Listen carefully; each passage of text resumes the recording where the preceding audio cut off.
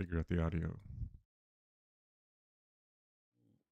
And then here we are. We're gonna show some faces in these places. All right. What's up, Nello? Carterin? Miss you. It's been a while. Are we recording? Yeah, we're live right now, Oh, dude. okay. Yeah, that's going. That's what that little red dot right there is. Oh, so those are real people. There's real people already here. Yeah. that you're addressing. Yeah. Who, Yeah, no, that's nice. actual real people. That's Oh, why cool. it's. Well, the chat's not chatting. It should be. Wow.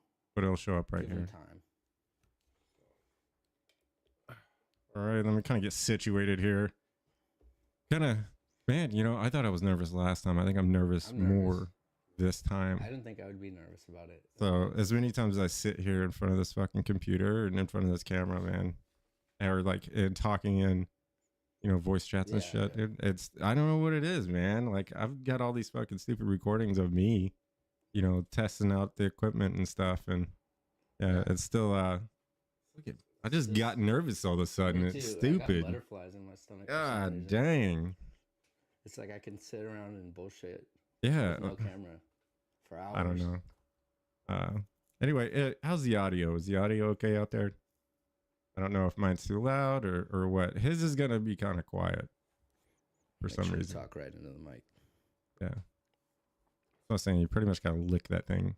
Okay. As long as the last person doing the same thing. Well, all right. Welcome to Man Mission. Thanks for tuning in. Today we are with Josh, aka my little brother. Pretty sure a lot of you heard me address him as my little brother. That's how I feel about him. I love him to death. He's an amazing individual. But he's actually, when we sit here and kick it and hang out, he's got a Lego thing. Because let me tell you, this dude in Legos, all right, there is a trunk big enough to be able to put like 3 dead bodies in, full of Legos. It's absolutely nuts. Man, see, the chat's not popping up. Maybe they're not feeling us. No, it's right here. That's why I got the backup. Oh. Anyway, I can see it right here. Carter says hi. Oh, so, what's up, Carter? Yeah, I know you can't see it, but that's all right. So anyway, he's got this Infinity Gauntlet right here. He's gonna start working on that one. Me and him hang out. It's kind of been a while, even though like we live together. It's kind of been a while since we hung out. Yeah. I feel bad. So. Well, I see you every day, but we're both just doing our own. Yeah. Thing. Oh yeah. Your schedule too is kind of, fucking night shift schedule. I know. And now that I got the scooter. Now you got the scooter. I never see you. Let me tell you. The coolest thing is like I've never really ridden an electric scooter before, and he got one, and so we rode it around. I think you have to start out at like 10 miles an hour, which is it's still fun. All right, it's still fun. I kind of stand on it like I'm snowboarding, and it's super great. So when you do that, let's just go ahead and mute your mic. Right. Yeah, because it'll be loud. That's okay. Kind of stand on it like I'm snowboarding and all that jazz. And then after, I think like 600 meters, you can actually, okay, Meg, I'll fix that. After 600 meters, it goes up to like 25 miles an hour. That's when it gets fun. 25 miles an hour in a car is like slow as fuck. But on that scooter, man, you're just like the wind in your face, man. Yeah. You're free. You cannot ride that thing without smiling like a big jackass, man. I tell you what, dude, it was fucking rad. But yeah, ever since you got that, it's kind of been taking care of yourself. You don't need me no more. But yeah, don't forget, like if you mute it, unmute it. Bag number 1. I bet that bag's gonna be loud as fuck too. It's gonna have the crinkle power. As heck. Yep, as heck. So but I figure, fuck it, we'll go ahead and get on. And are you gonna need more room? All right, let me just move some shit. Figure me and him will get on here and hang out and catch up because it has been a while. Typically what we used to do is we'd sit down and we'd talk damn near every day just to stay connected and stay on the same page. It was great, which I highly recommend with anybody in your household, whether it's a significant other or if it's a roommate who's just a friend, you know, you gotta keep that constant line of communication going, even if it's just sitting down and bullshitting. I swear to God, they're lighting off fireworks in the back, so I mean, I'm pretty sure you're gonna be able to hear it.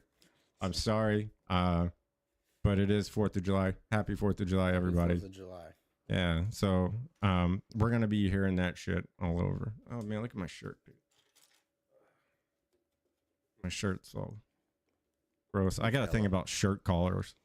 Like they gotta be centered and not all, what do they call them, bacon strip. Oh yeah. All fucking wobbly as shit. You gotta get a full Slurpee out. Oh yeah. So you can't let him go anywhere. So we got home after going, and I had to go and buy a new camera and tripod and all this other stuff. And we got home. He's like, hey man, I'll be back in 10 minutes. Dude leaves, comes back like 15 minutes later. And we're talking about doing this show. So all of a sudden he's changing his shirt, and I see it. I was like, that's cool. And then he's got a matching hat, and I'm like, that's interesting. But then he's got a fucking fanny pack. Oh, yeah.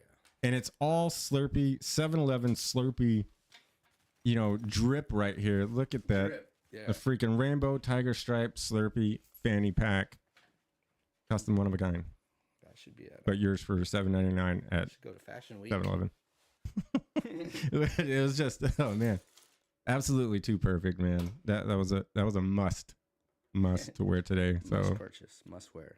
Hi Kai, glad you're here. I hope you two are having fun. I absolutely do. I love the zoo pics. The zoo pics were great.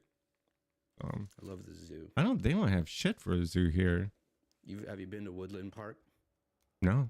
It's pretty cool. I don't even know where that's at. They got rhinos. The actual fucking rhinos? Yeah, where's Woodland Park?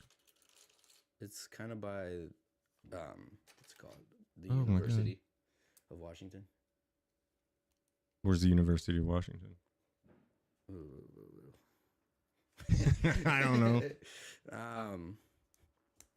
Where is the university? Yeah, see, that's the thing that kills me. That was the number one thing that was a factor in me moving. Was I was, honest to God, tired of the heat.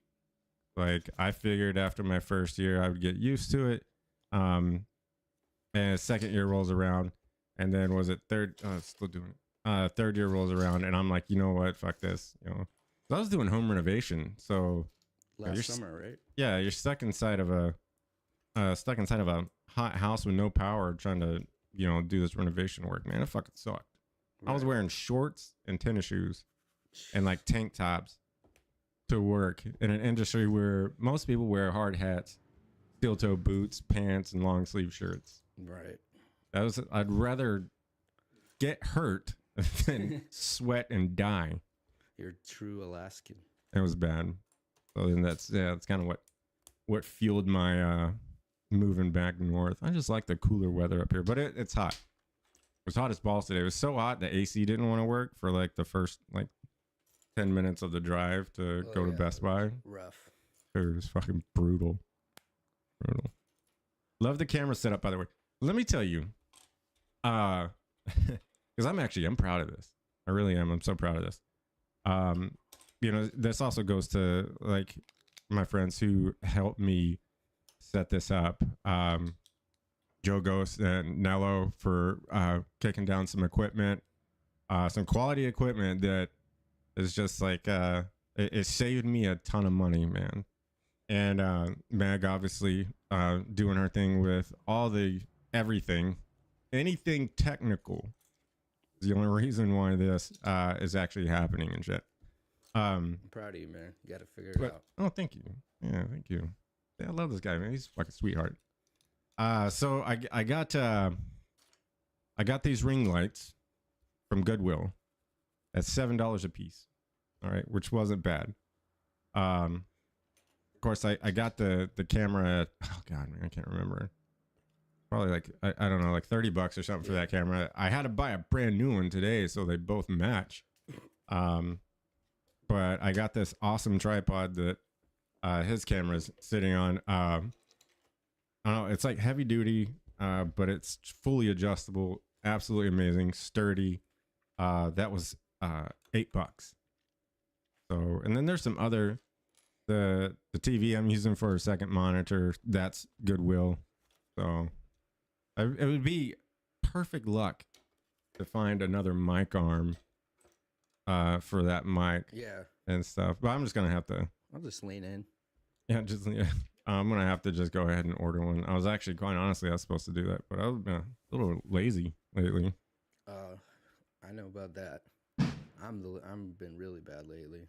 Damn. I really regretted the other day when I had that day off and I just slept all day. Dude, so this was like. I was mad at myself. You ever like been like in the same house as somebody and come here. Sorry, Freya's getting scared because of fireworks. Come here. Come here, Is she? Yeah. Come on, you get right in here. Come here. You're fine.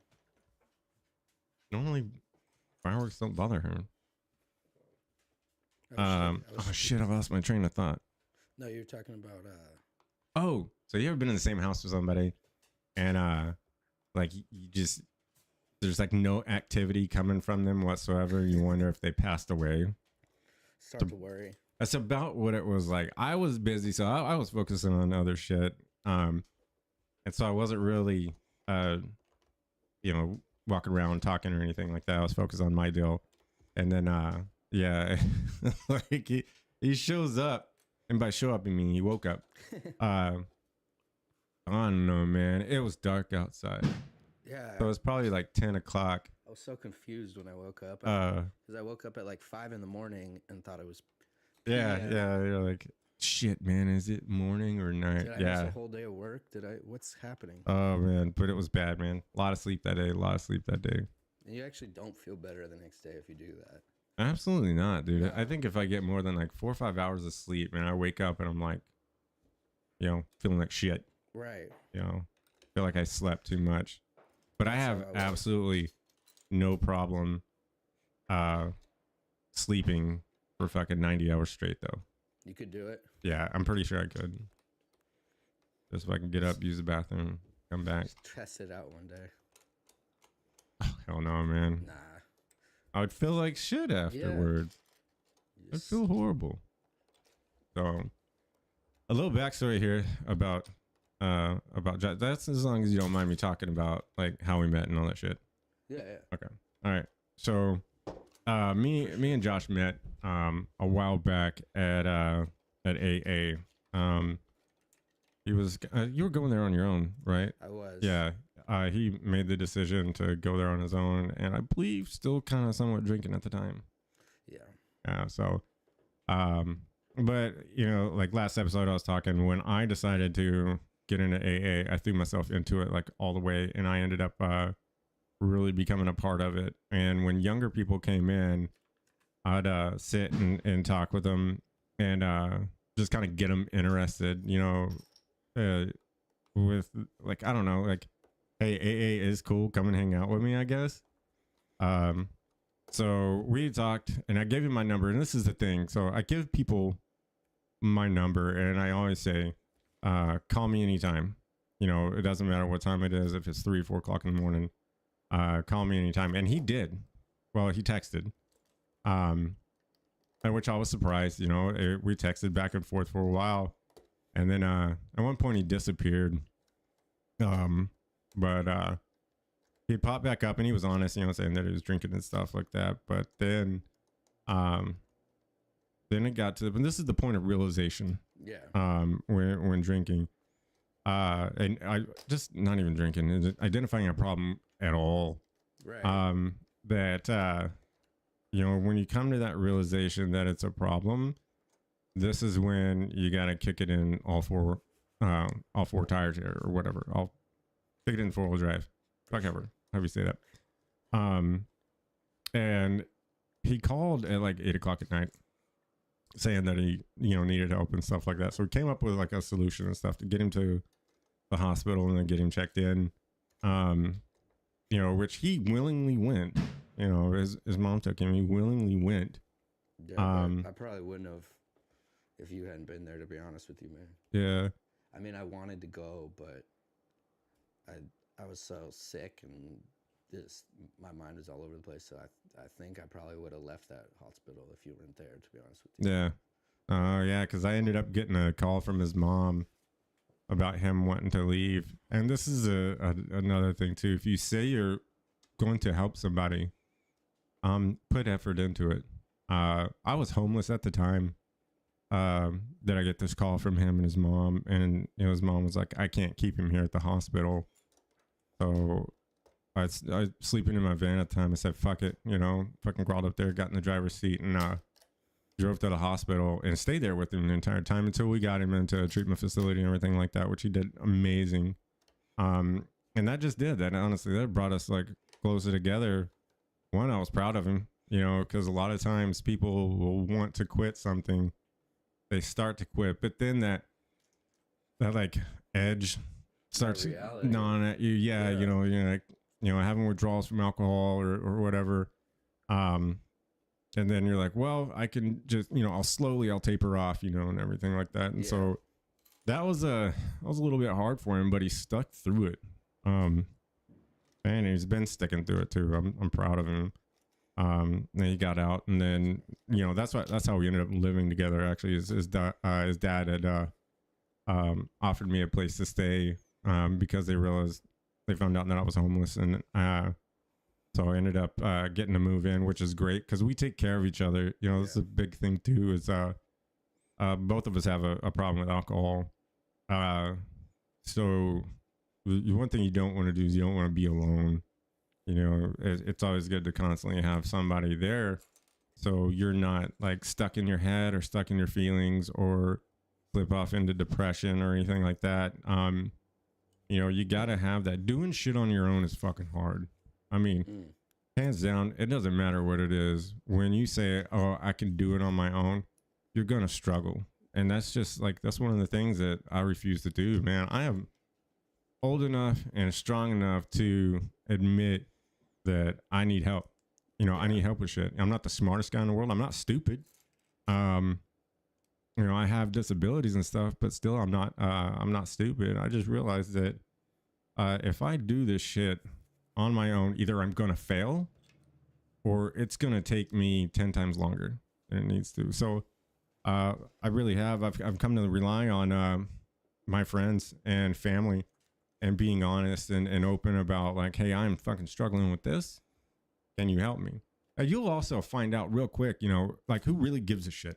This is where you're going to find out really quick, because that's like him. I told him, call me anytime. If you need, I don't care what it is, call me. And he was able to call me, and we made it happen. We got work, and he is where he is today. And it's fucking amazing. You should mention that you were sitting in a hospital bed though, by my side for 10 hours plus. Yeah, I think it was. Mention that because you deserve some props for that, man. I really appreciate. But see, and the thing is, man, I'd do it again. I did. I sat in a fucking hospital chair. At the end of his bed, I think I was watching The Expanse. That just goes to show you. I will push The Expanse on anyone. I don't care. And we were watching some of that, and I fell asleep with my head on the foot of the bed and everything like that. And I think it was like 5, 6 o'clock in the morning when he was able to finally talk to a doctor, and he let me come into the room with him. So we talked about it and stuff. And I already kind of knew a little bit about the game, and because I've been in alcohol treatment in Louisiana for the VA. I had tossed myself in there for a lengthy program. I think it was 4 months. I don't know, something like that. So you live there for 4 months, and you're basically at the mercy of the VA facility, which it wasn't bad, but it wasn't good either. Like they talk to you like you're a child. That's the most brutal part. Fuck, where was I going with that?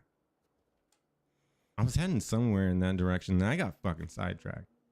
It just goes to show that we all struggle with ADHD and just my attention it goes in the right direction, but man, that thing will take a sharp left and just be, I'll end up way over there.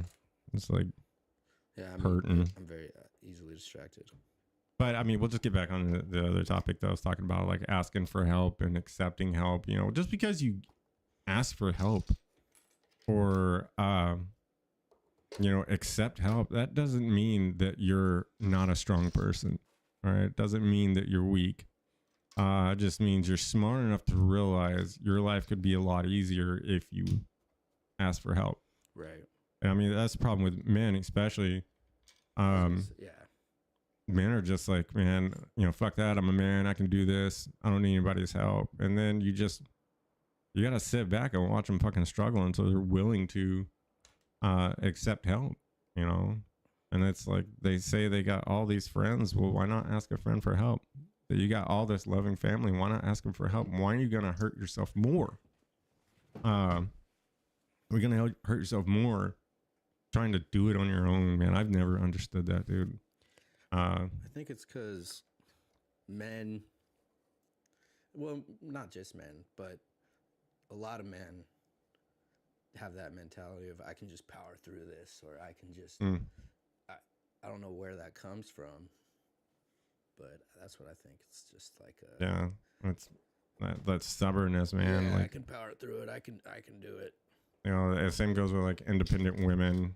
I don't need anybody to help me do this. I'm like, Right. well, no, you don't need anybody to help you, but I guarantee it'd be a lot easier. Right. And it's just, me and him both are a product of what happens when you ask for help. Like my sobriety in the past almost year has been easy, because I accepted help from some of the old timers and stuff like that at the AA halls. Listened to some of the things they have to say, did all the steps and shit, did all the homework, and just like wholeheartedly believed in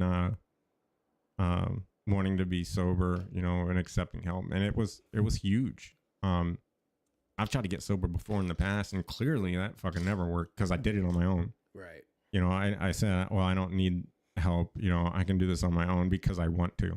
Right. Oh, I want to do this for my relationship. Oh, I want to do this for my kids. Oh, I want to do this for my family. Even though you want to do that stuff, man, doing that shit solo is never going to work, man. It was brutally painful. And I'd always fall back off. This time around, though, I've sat there and I told myself, I was like, man, I've tried to do it my way so many times and it never fucking worked. I think the longest I stayed sober was a year. And then after that, I was like, oh, man, I got control of it. I can drink now, blah, blah, blah. And that would last for like a month. And then I'd be right back into, drinking every day and all this other stuff, man. I would tell you, like, I keep a picture on my phone. One of these days, I'll post it up and so you guys can see it. It is a picture of me just before I got sober this time around. And I was completely shit-faced, hammered. I can't remember what he said happened to me. And a coworker had took me somewhere. He came over, picked me up, and then took me somewhere to get something to eat. And then I came back. And I guess when I got out of the car, I slipped, fell, and I smacked my face on the concrete, busted my whole face, man. My nose, my upper lip. It was enough to take off part of my mustache. There was like a bald spot on my mustache right here. This photo. And just swollen red face. I looked like shit. I mean, I don't think I'm like the most handsome man, but when I look at that and what I'm compared to now, I'm like, that's a place I never want to go again, And so I keep that phone. He snapped a picture of me, and he had sent it to me, and I was just like, oh fuck, man. I didn't tell him to delete it or whatever, and I didn't delete it off my phone. I kept it as a reminder that if I drink, this is what's going to happen. If I drink, I'm going to go right back into that slope. So I gotta like up my game, and the team of people I keep around me,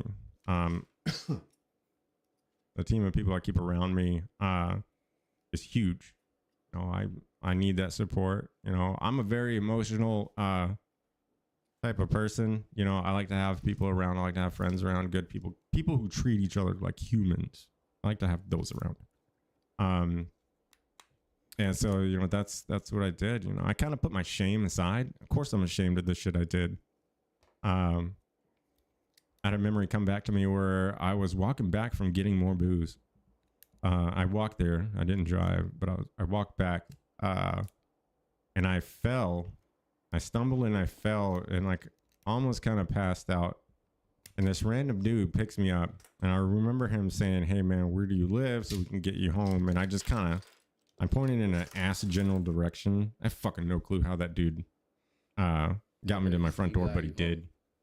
But I mean, even that right there, like that's so fucking embarrassing. Like I just think that's one person that I know saw me. I know a lot more people fucking saw me stumbling around, and you know, it's just. I've heard you talk about that before. That really bothered you, didn't it? Yeah, because it was, man. It's fucking embarrassing. I don't want to be known as that drunk guy. I mean, You know? I have some. That's to make you feel a little better. That's not that bad. Like, at least you weren't like pulling your ass out. And, you know what I mean? I mean, if you look at how much fucking worse it could have been, like de-pantsing myself in the middle of the street, you know, saying "F you, F you." Right. Yeah, it's not so bad. Not to say that. I mean, you realize that it's bad enough to fix shit, though. Yeah, I did. I realized, man, I don't want to be that person because I come from, you know, a fairly strong military background. You know, it was something I took pride in. You know, I got fancy awards and I did all this amazing stuff. And I take a lot of pride in that. But the person that was stumbling in the street, that's not that guy. And that ain't the same person, man. Yeah. That's just like a shell of some kind of bullshit that I felt I needed. And I was alone at the time too. So because my girlfriend at the time was in jail. And so I was kind of left in this state, in this town with no friends or anything like that. I didn't know anybody. So I was just cooped up at the house and just fucking drank. From the time I woke up to the time I went to bed, man, I just constantly drank. And it was bad. And then I had to start drinking just to get rid of the shakes. I had to stop drinking to get rid of the headaches, man. And I remember specifically there's a few times and I'm shoving alcohol down my throat so I can get past the shakes. And I throw up, and once I get that out of the way, bam, then I can start really drinking. Yeah, it's really bad for you. Yeah, so and man, I look at that and like, oof, man, that's brutal, dude. And I don't wish that on absolutely anybody, man.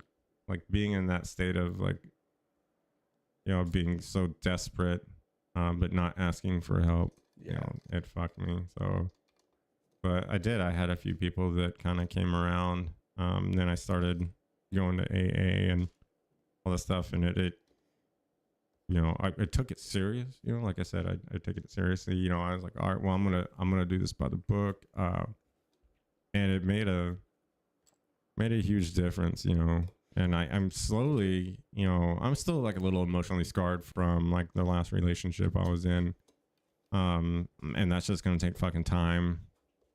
But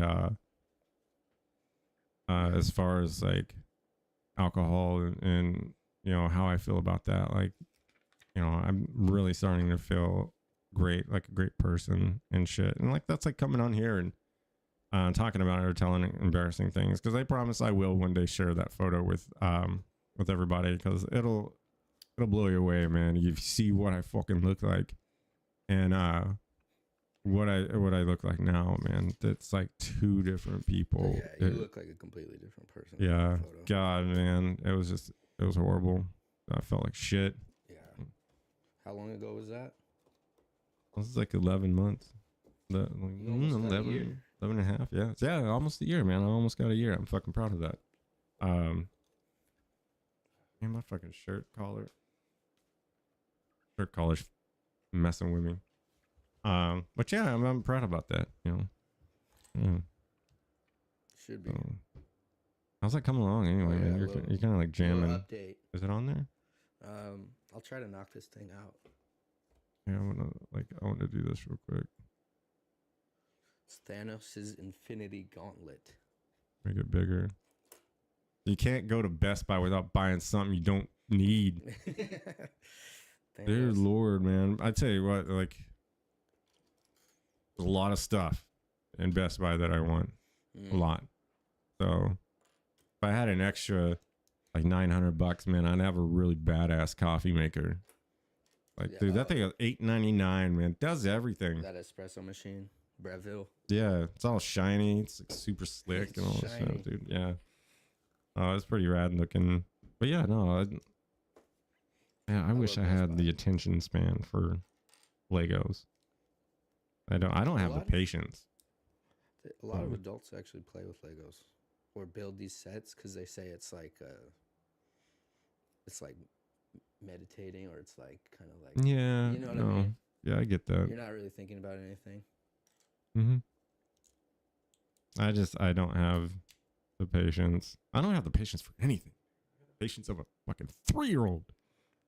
Dang. Right? Like, oh man, it takes absolutely about 6 seconds for me to run out of patience with like inanimate objects, you know, like, oh yeah. You know, or especially the computer deal.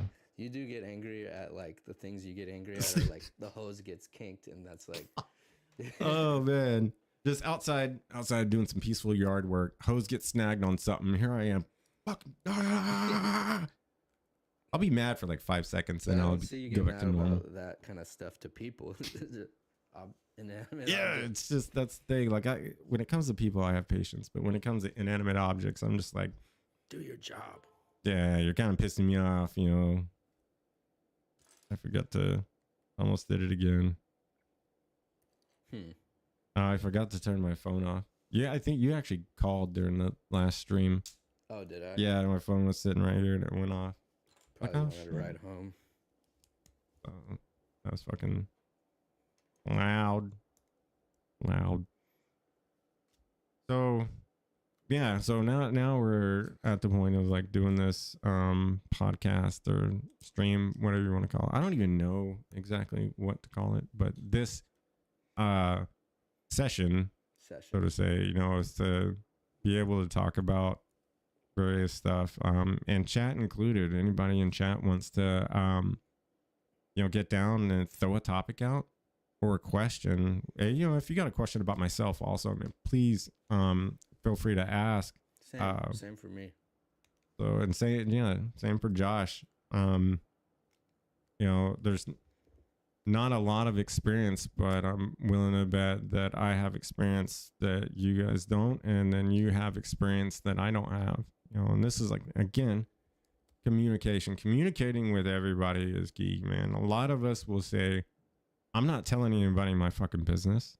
You know, they don't want to, you know, even if it's like a kind of friend, you know, you don't want to, you don't feel like telling people your business because it's not their business, you know, but there's a good chance that you talk to somebody, either you're going to get the motivation that you need, or you're going to get help, you know, with whatever issue you're working through, which is huge.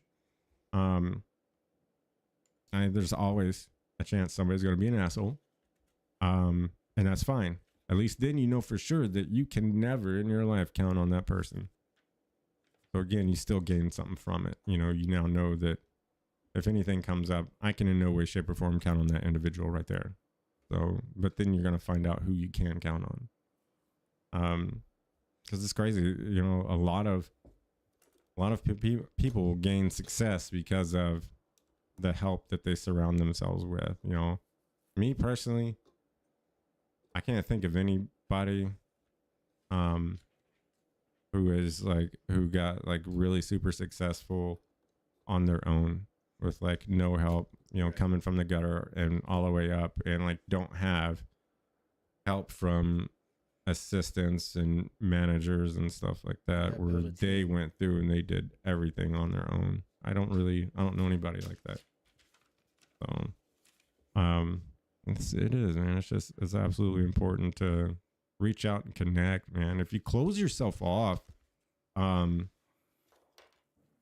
like if you're going through an issue, right, and you close yourself off, uh that issue, say you want to separate yourself for a little bit and disconnect, um which is okay to do as long as you're in the right headspace. But if you do it because you're depressed, um the chances are your depression is going to get worse. There's a kind of slip in that spot where because you're already depressed, and there's a chance that you're going to slip into like another little a different kind of depression, because you're going to start thinking, I don't have anybody around me who cares. Which, if you would reach out and communicate with people, you'll realize like, oh no, there's people out here that care about me. Just because they don't tell me on a daily basis, or they do tell me and I don't believe them, you're not really going to know until you actually try. And it's just, in my opinion, a key factor in working through some of the depression. Or I don't know whether there's other shit other than depression, but it's just well, it's so hard because that's all you want to do when you're depressed is just hide in a cave. Straight up blankets. Straight up shut down, not get up, not do anything. It's hard to break that cycle. It absolutely is.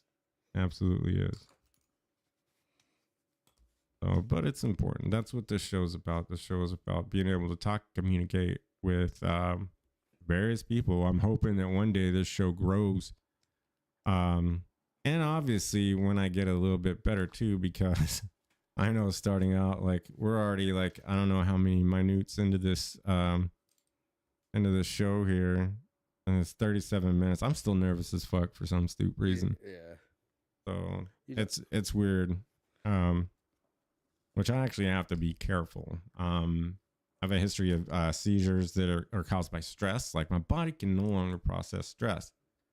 So if I get into a stressful situation, there's a high chance that my body will just say F it and like shut down, and will go into a seizure. It's pretty bad. That's how I fractured my skull. That's why like my attention span and cognitive abilities and stuff like that, they're a little hindered because of that head trauma while having a seizure. Like, really, it jacked me up pretty bad. So, and here we are like 12 years later, and I still kind of suffer with it. But I mean, for the most part, I'm fine. I mean, like I said, I get frustrated and stuff. Because I'm not as smart as I used to be. So I have to rely on a lot more people to help me through. Like, I was gonna try and do this stream years ago, and I made it to the point of like, I downloaded OBS. That's as far as I got, because when I started trying to add things on there and get things going and make it look like somebody's, some of these other cool pages and streams, like, I just couldn't figure it out, man. I was completely lost. I couldn't follow the YouTube videos either. And of course, I didn't really know anybody at that time in that stream, so I wasn't able to ask. But I mean, now, again, because I've surrounded myself with good people, I was able to get a lot of the help and stuff, and the encouragement too. Right. That's a key factor, man. Just because someone's nice to you, still, find those who encourage you to be a better person. They're not saying that you're a shitty person, you need to be better. They just have faith in you that, I bet he could do better. Yeah. I bet she could do great things. I'd say usually, like, deep down, there's been times where you call me out for certain things, and the only reason I would get frustrated is because I probably know it's true. You know what I mean? Like, you're looking out for me to be a better person, and I'm like, oh shit, he's definitely not coming from an angry place. He's coming from a place of like, oh, you could probably fix this. You could probably do this a little better if you. Yeah. Well, that's because I worry about you too, man. Like, yeah. I don't want anything to happen to you, man. So. Well, I appreciate it. That's why I say, like, you're like a big brother, because it's like sometimes you need some, like, it's like you're talking about. Everybody needs somebody to be looking over their shoulder or have their back or. Yeah, exactly. Yeah. You know, a fucking teammate that you can count on when stuff gets a little hot. You know, that's why, like in the military, a lot of the stuff we did was highly successful because we worked as a team. Right. So it's without working as a team, we would have had a much lower success rate. Are you still in bag one? Yeah. I keep losing pieces. I see. Like, can I get this down just a bit more? This is harder than I thought. I do this. Oh. Move my phone out of the way here. But yeah, you know, I like to look at, you know, I'm not like this amazingly successful person, you know, but I like to look at where I was and where I am now, you know, and like I consider it pretty fucking amazing. You know, if I wouldn't have been the caring person that I was, man, the chances of me, I would have probably been homeless longer. And, you know, until I saved up enough money, you know, so it would take me about 2.5, 3 months of living in my van, saving money, which I'm fucking horrible at anyway, saving money to get enough to put a deposit and a pet deposit in first month's rent, you know. But thankfully, because of the, you know, being a good person and putting others' needs before my own, like awarded me that position to where someone was like, man, I'm gonna help that guy. Like, holy shit, he's like in no position to help anybody, but here he is, coming in and just, it cost me time. That's all it costed me. You know, I took, you know, the 14 hours of sitting with him. You know, I didn't lose anything. I didn't lose money. I didn't lose anything of value, you know. It just cost me my time, you know. And I was more than willing to put that out there.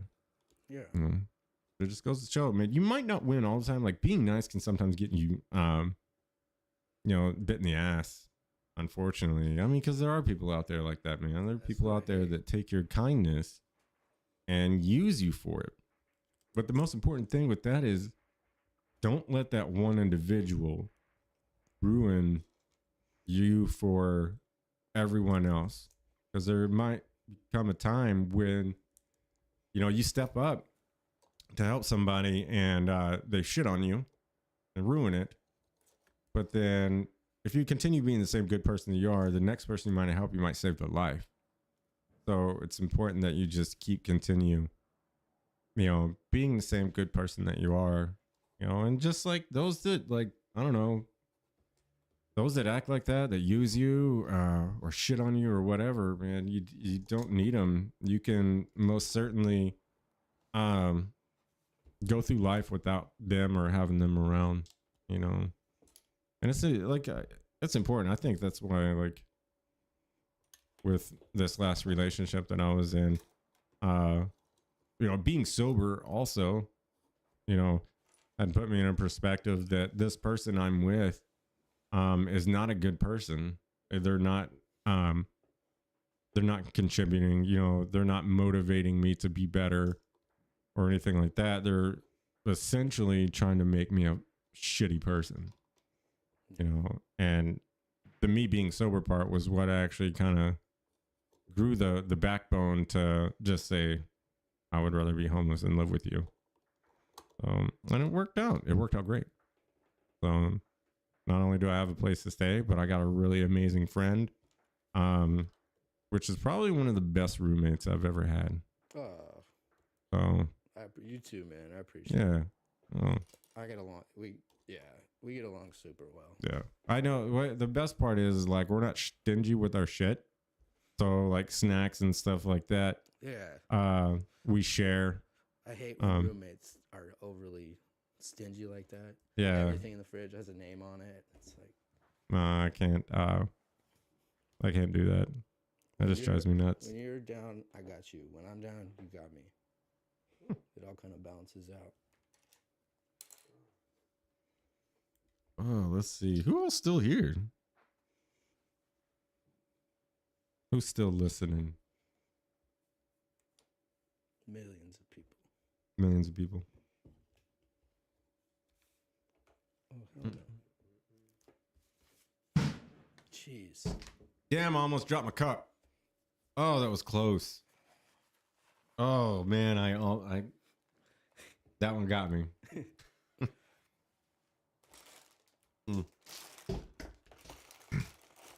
That's funny. Damn. Yeah, that's freaking hilarious. I like fireworks don't bother me like they do some people.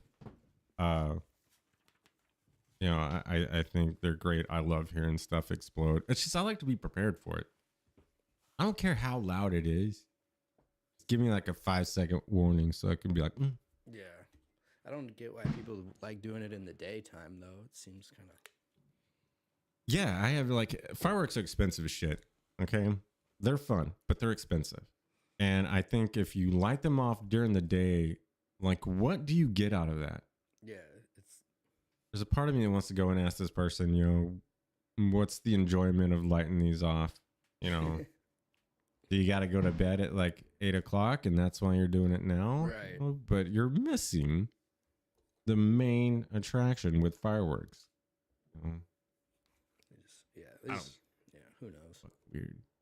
True. But hey, if it makes them happy, do it. I mean, I guess it's better now than like 4 a.m. That's a good point. You know, We're pretty chill though. We don't like. I can just imagine some, like older people getting real mad about that. yeah. Yeah, always somebody's gonna complain because there's a lot of dogs that live around here.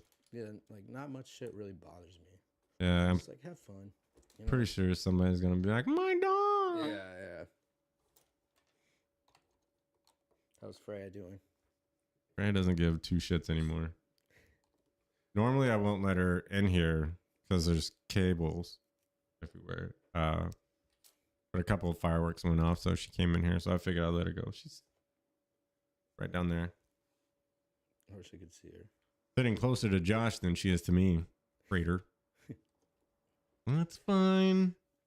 Man. Fine. Sorry. Oh yeah, we were talking. It was earlier what Kai said about nice camera setup, and I was talking about like how cheap I got a lot of this stuff, you know, and but the part I forgot to mention was I got a lot of this stuff at Goodwill or secondhand, and if you could see what was on the other side of this camera, I guarantee you're going to be like, that's going to catch fire. Like, holy smokes. There's just like an octopus tangled up.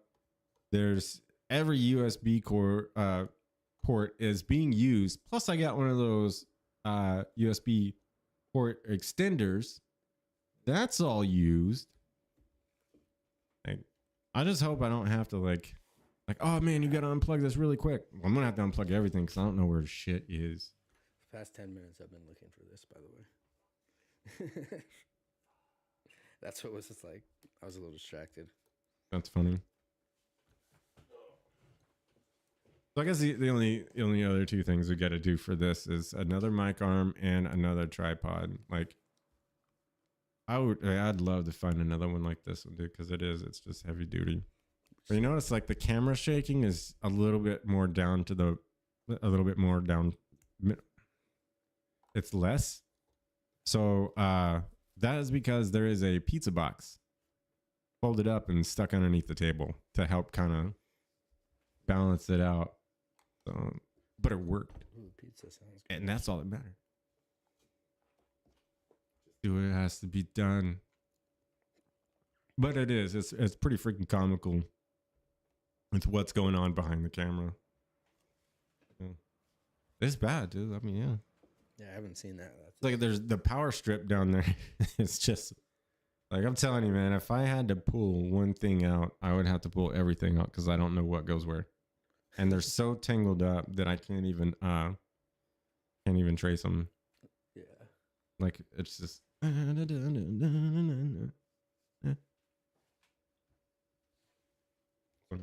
was just looking at her pop collection. I saw So you already said this earlier. Is that your favorite pop? Yeah, this is my favorite one. Yeah. Hella. Hella ugly. Just kidding. Did you ever see Thor Ragnarok? Yeah, man, I've seen them all, dude. Ooh. That's the funniest one. So, the sea Harry done. Show it off. Yeah. So I got these. Is it a Dumb and Dumber brand ones? You know what? Fuck, I'll do this right here. Bam. So I got every single Dumb and Dumber Funko Pop that they made. Have you ever seen Marvel What If? Like the pops? No, it's a TV show. I didn't know it was an actual show. Yeah, it's pretty cool. That's where he's from.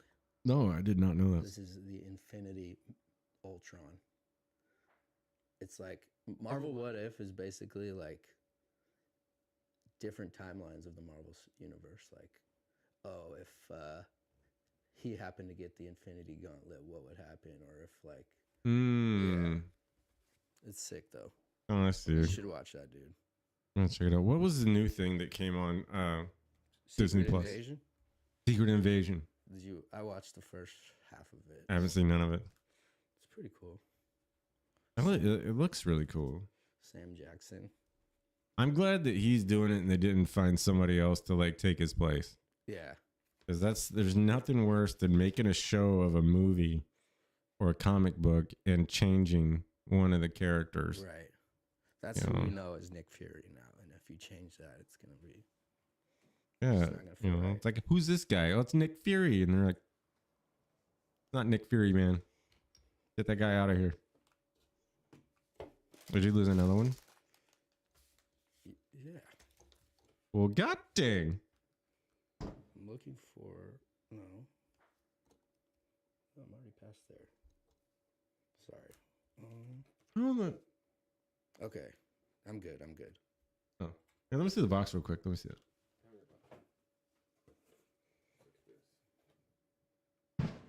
That's how you opened it? Yeah.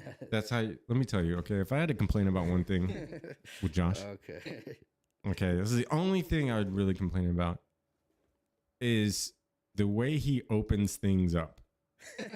There would be a clear and present line that says tear here and it's super easy. So that way you could like ziplock something back and seal it. That dude is going to rip it open. I mean, there was packages before that he opened up. It was cereal. It was a bag of cereal. And yeah, it was just like, I don't know how he opened it up, but it not only was it open on the top, but it also started to split down the side. And it was like 3 o'clock in the morning. It was like 3 o'clock in the morning. I wanted a snack. So I was like, fuck, I'm going to get cereal. And I started to pour cereal out of the bag and it fell onto the floor out of the little rip part. And I'm just looking at it. I'm like, yeah, Josh did that. You know, there's other stuff like it's a Ziploc bag, but he cuts it open.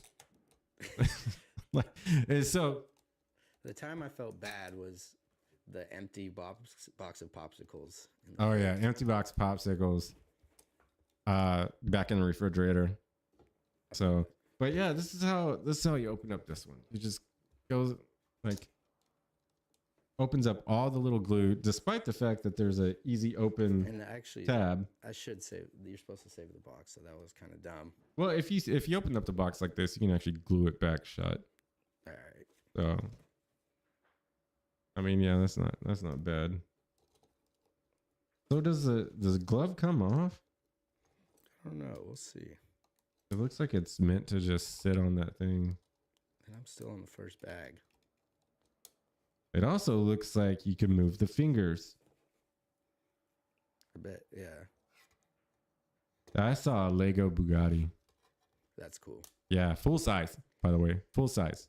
I was thinking about buying it was like a flower pot, but it's actually like a desk piece. It's like Lego flowers. Oh, yeah. I was in those. Cool. Lego decor. Building Legos is not as easy as I remembered, I'll be honest. No, because there's 17,000 pieces. Yeah. I thought I'd smash through this. I mean, look at how small some of these things are. They're just like so incredibly tiny. The camera can't even focus on it. That's how small it is. Nuts. Put back over there. I'll tell you what. Here's what you need to spend some money on. Is I'm touching them. I'm gonna stop touching them before I misplace one of those, and then you spend an hour looking for it. Dude, you gotta get a computer. A nice computer. Yep.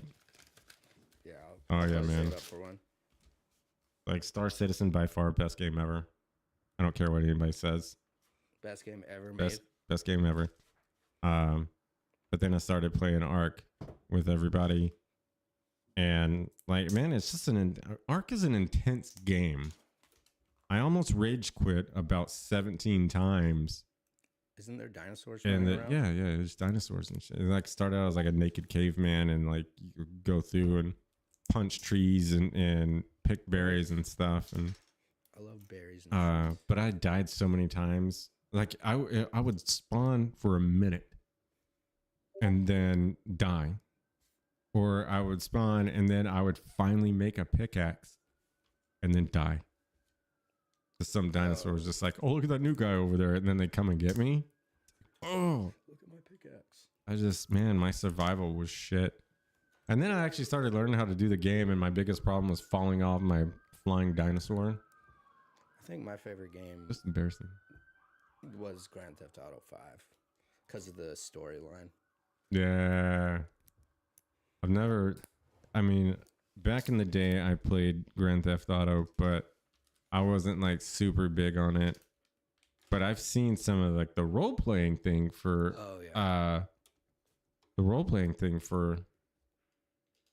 GTA 5 is intense. You really got to, they take it seriously. Yeah, I think it's No Pixel is like a really big RP group, and I read the rules. They have a waiting list too for like their RP. I read their rules and stuff, and they are absolutely like they take that shit for real. That's all I gotta say. Like they take it for real. You gotta have a backstory, and like an origin, basically with details. And they get mad if you go out of character. Yeah, you can't ever break character, or they'll kick you out. Like. Does anybody do that with Star Citizen roleplay? There's a few groups actually, like in the Yo-Yo Meg gang have been starting to kind of like maybe get serious about doing some RP stuff, because that's something I would definitely do that. RP in is Star Citizen. I think that's absolutely my cup of tea. That's my jam. Outer space, you know. Love that shit. What are you doing in this sector? That's how I'd talk. It's just oh man, yeah, I got an armor set that looks like a stormtrooper. What? Hell yeah, dude. That's freaking awesome. I love it. You know what the droids you're looking for. Oh man, I still got this thing on the like something bit me behind my ear. Charlie bit me. And it's absolutely frustrating. Of course, if I stop touching it, that'd probably fucking help. Yeah. Stop touching your boo-boos. Scabs. They're so... Huh. All right. Does it give you a time frame of how long that's supposed to take? No, it doesn't. It's a good idea. It's like one of those things, like, you know, like getting furniture. It says, oh, yeah, I'll take you 45 minutes to put it together. 3 days later, you're like, I'm done. Cool. I hate IKEA furniture. This is great. I don't even do that with IKEA furniture. I do that with Walmart furniture. Yeah. I'm not very good at instruction, man. I guess it just takes patience. You just gotta, like how you were putting the string on the weed whacker the other day. I already gave up hours ago. So I got this really cool weed eater that doesn't require you to take apart the spool and wrap the weed eater wire around it. You actually just kind of thread it through, use another special tool to kind of crank it, and it sucks up the wire, so you don't have to take everything apart. But I didn't find that out until I'd already taken apart, tried to put it back together the old way, with like sticking it through there, spooling it up, and then trying to shove it back, and it still wouldn't fit. And I didn't know what the hell was going on. And I was like, man, dude, I've done this before. I know how to do this. And then, yeah, Cozy finally said something, and I was like, oh, yeah, maybe it is. And then put everything back together. I couldn't find the instructions. That's another problem. Oh, okay. Couldn't. Ryobi shit at us on instructions for that thing. But then I threaded it through there, and it was like the easiest thing on earth. Like, I was hating on that piece of equipment and that company for the life of me, man. I was like Ryobi stuff. Yeah, like dumbass piece of shit engineers over here with your scribbles on a computer thinking, oh, that's gonna work great until you gotta use it. Right. But man, when I figured it out, boy, was that cool. That was so much easier to use too. Yard looks good now, or better. Yeah. Really does. Nice little garden out there. Bell peppers and tomatoes on the way. Yes. Yeah, I saw those bad chickens, man. I'm ready. I kind of want to do like with the bell peppers, kind of do a stuffed bell pepper with it. Ooh. It'd be awesome. Love stuff, but rice and ground beef and cilantro. Yeah. A little bit of shit in there. I'll tell you what's driving me nuts though is the raspberry and blueberry and strawberry bushes. Yeah, they just randomly died. Yeah. You should see if any of your friends know about raspberry bushes. I do. I know somebody, as a matter of fact. I do. I didn't even think to ask because he posts pictures of his garden, man, and it's awesome. Like it's producing. I guess so is this one, but I mean, if you don't pick it when you're supposed to, then clearly it's gonna, die and look like garbage. Oh, we may have. I'm not a gardener though. My mom is. My mom has like the world's greenest thumb on earth, man. And she was a florist also. And it's like one of those things where like back in the day, I forget what grade it was, but if I was sick and didn't want to go to school, I still had to go to work with my mom because, we didn't have a babysitter or anything like that. She couldn't take time off from work, so I'd have to go with her. So I spent, and like this is one of my greatest skills that I love is I learned how to put together flower arrangements and shit.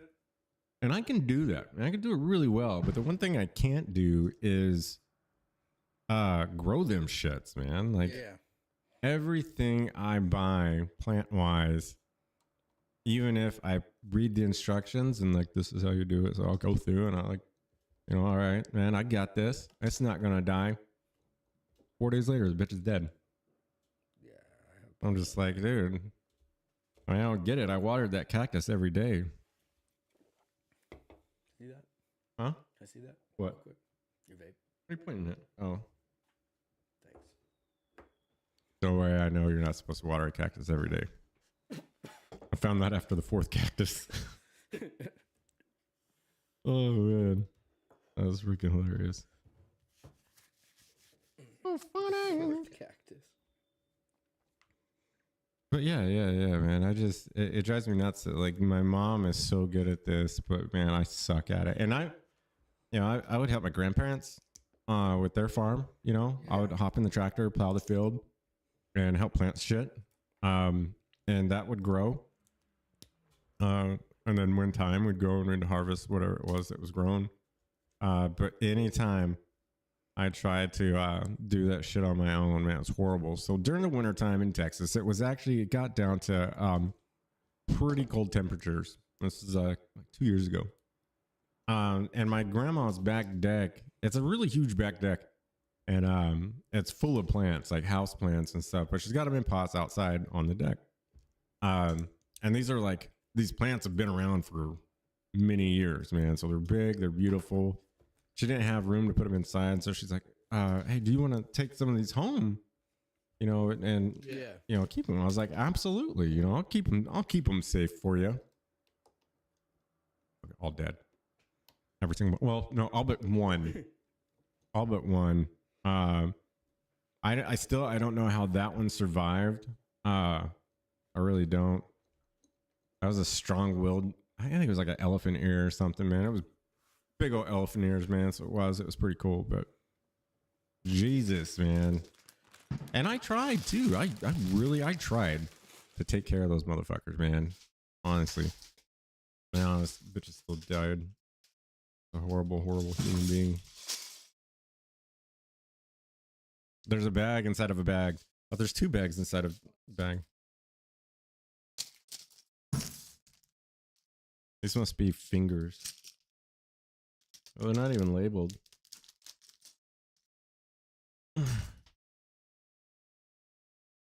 Oh, man. Good luck. I mean, I would say almost halfway. Yeah, no, that's pretty cool. I just, man, they get so, let me get this shit over here. Let me look at these. They just get so creative. Dear Lord.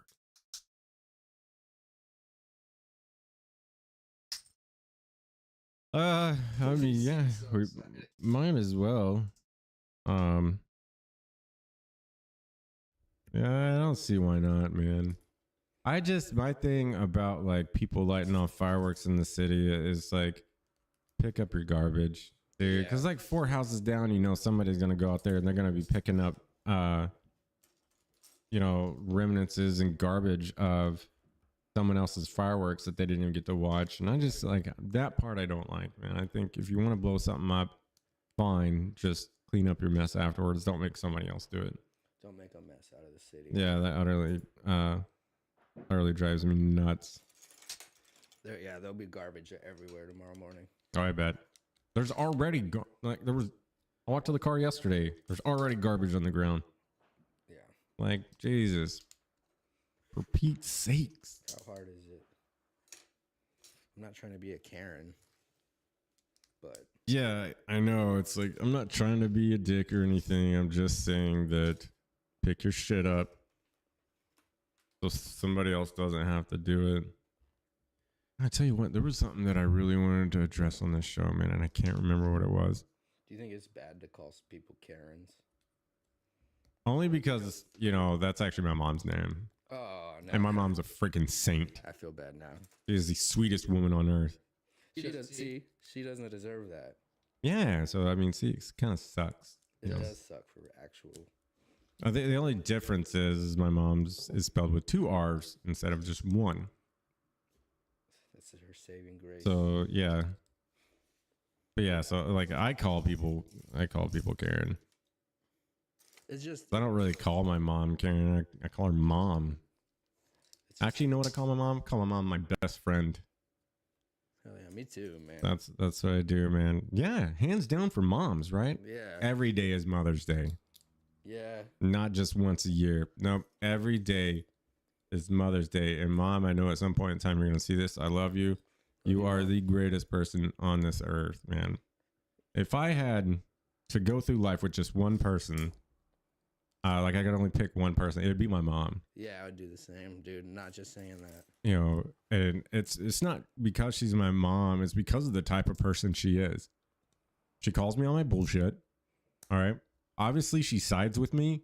But I tell you what, if I fucked up, she absolutely tells me how bad I fucked up. Well, it hurts her, right? Yeah. And, the other thing is, too, she's not going to do it for me, but she's going to help me through it. Yeah.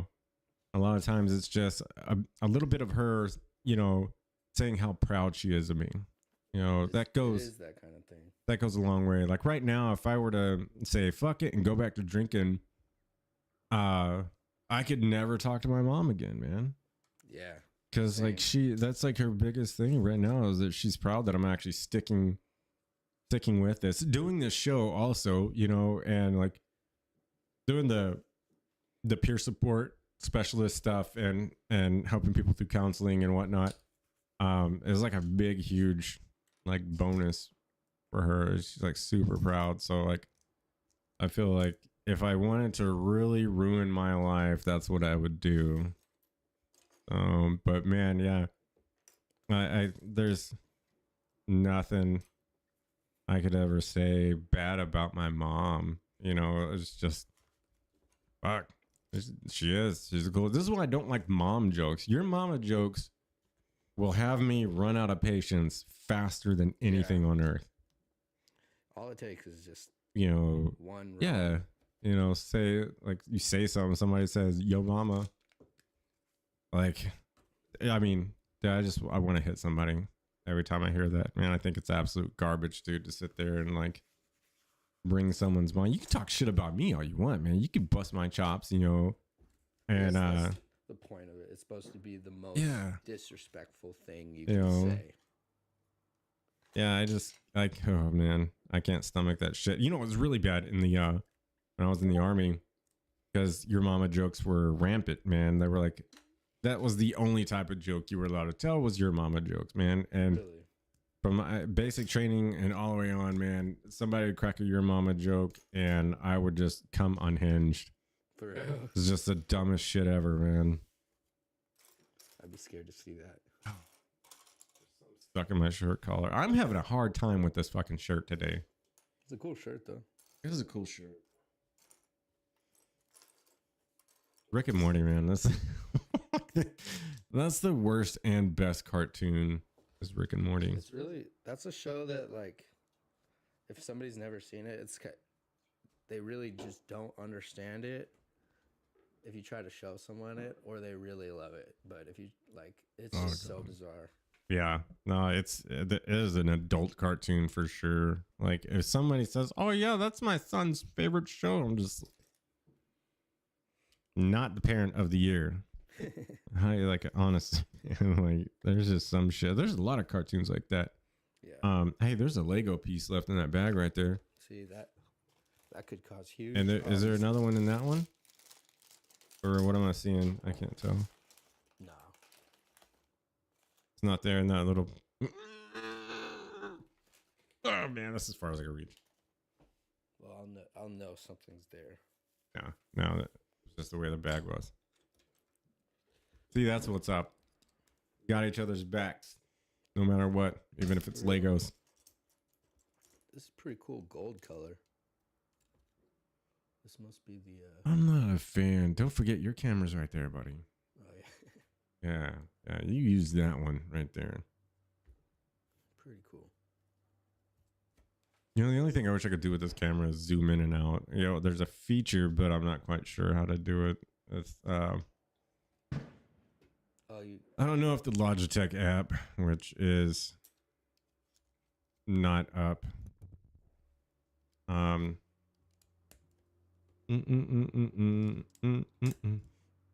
to zoom in. Scooby Dooby Doo, where are you? I also need to rename these, man, because only one of these is secondary camera. I think you can run. Let's see. I really, man, I wonder why. Hey, if anybody's still watching, what's up, Brood? Hey. If anybody's still watching, man, which I know some of you are, and I love you to death, man. I am fortunate to have the friends I have in my life right now. And it's utterly amazing. I didn't even check to see if the YouTube was working. Let me try.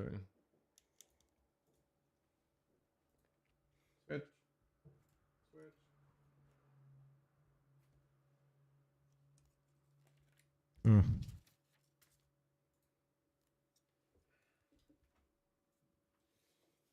So yeah, I knew you didn't have enough room. What is it, man?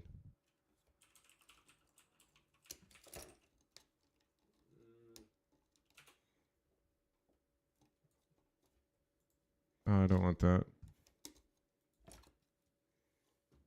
Can I just go to the?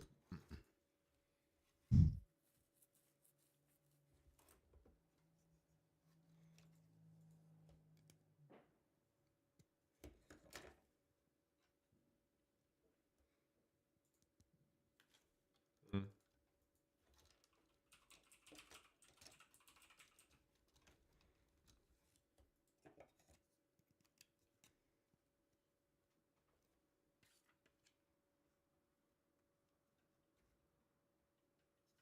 I'm pretty sure if someone else was looking for this, they would have found it by now. Looking for Man Mission on YouTube has been kind of like a pain in the ass. Like, I don't get it. Maybe I should do at Man Mission, I guess. At. Oh, there it is. Let's see. Let's go to live. Is it? Yeah, it's going. All right, cool. Okay. Oh man, have you watched any of Hard Pill Network, the whatever podcast? No. Dude, that is intense conversations, man. What do they talk about in general, or like relationships and shit like that? Like, like pretty much strictly like men and women, bisexual, transgender, and all that stuff. And they typically have like those people on their show, but they always have OnlyFans girls on there. Nice. And I think they do it just to I've seen that. get some content or something, man. Just get some crazy shit going on, dude. Like, oh. But they actually, like, I don't agree with everything. And some of the stuff they do talk about is like, man, that's shit you probably shouldn't talk about. But I mean, a lot of the stuff that they talk about is like kind of spot on with the way women treat men and men treat women. And how men are, you know, like there's some, and like, again, I said this first podcast, I'm going to say it again, probably say it every show is, anything I say is my opinion. Okay. So like, if I say I don't like something, that's okay. That's just my opinion. You know, if you don't like something, that's okay. I'm not going to try and change your mind or whatever. Your belief is your belief. And you know, that's why America is America, is because we can be like that. You know, just don't take it to an extreme and try and force, you know, your beliefs or whatever down someone's throat, because that's how you lose. Especially how you lose friends. But just be understanding of each other's you know, views, you know, whatever it is, man. Like, have the freedom to be yourself, and don't fucking knock on people just because they believe a certain thing, man. You know, unless it's flat earth, because I just can't fucking buy that one for 1 second. Flat earth. Like, man. Man Mission OnlyFans win? I don't know. We really gotta. I don't know. I think I got a lot more time in the gym before I approach that. So we'll see. Wow. But I'll make sure you got a premium subscription there, Brood. Oh fuck, man! I just lost my train of thought. Damn, sounds like a freaking AK-47. Yeah, that didn't sound like fireworks, man. That sounded like somebody pulling a. But I don't know anything about guns, honestly. Yeah, gotta support the homies. Why is my chat not working? I know. Oh, that's what I was wanting to do. I'm sorry. And see, stop pushing me. Freya's over there stretching out because she doesn't have enough room in the world. Yeah, that's the. Well, good to know that my audio is not completely horrible. Oh, that's good. Let me see. I son of a gun.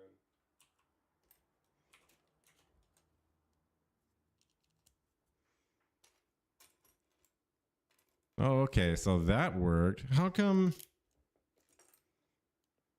I wonder why Twitch chat isn't working.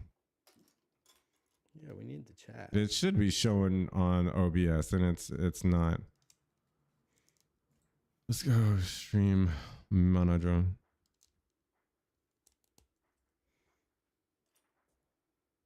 That's followed. Where's the chat? Oh, chat's right there.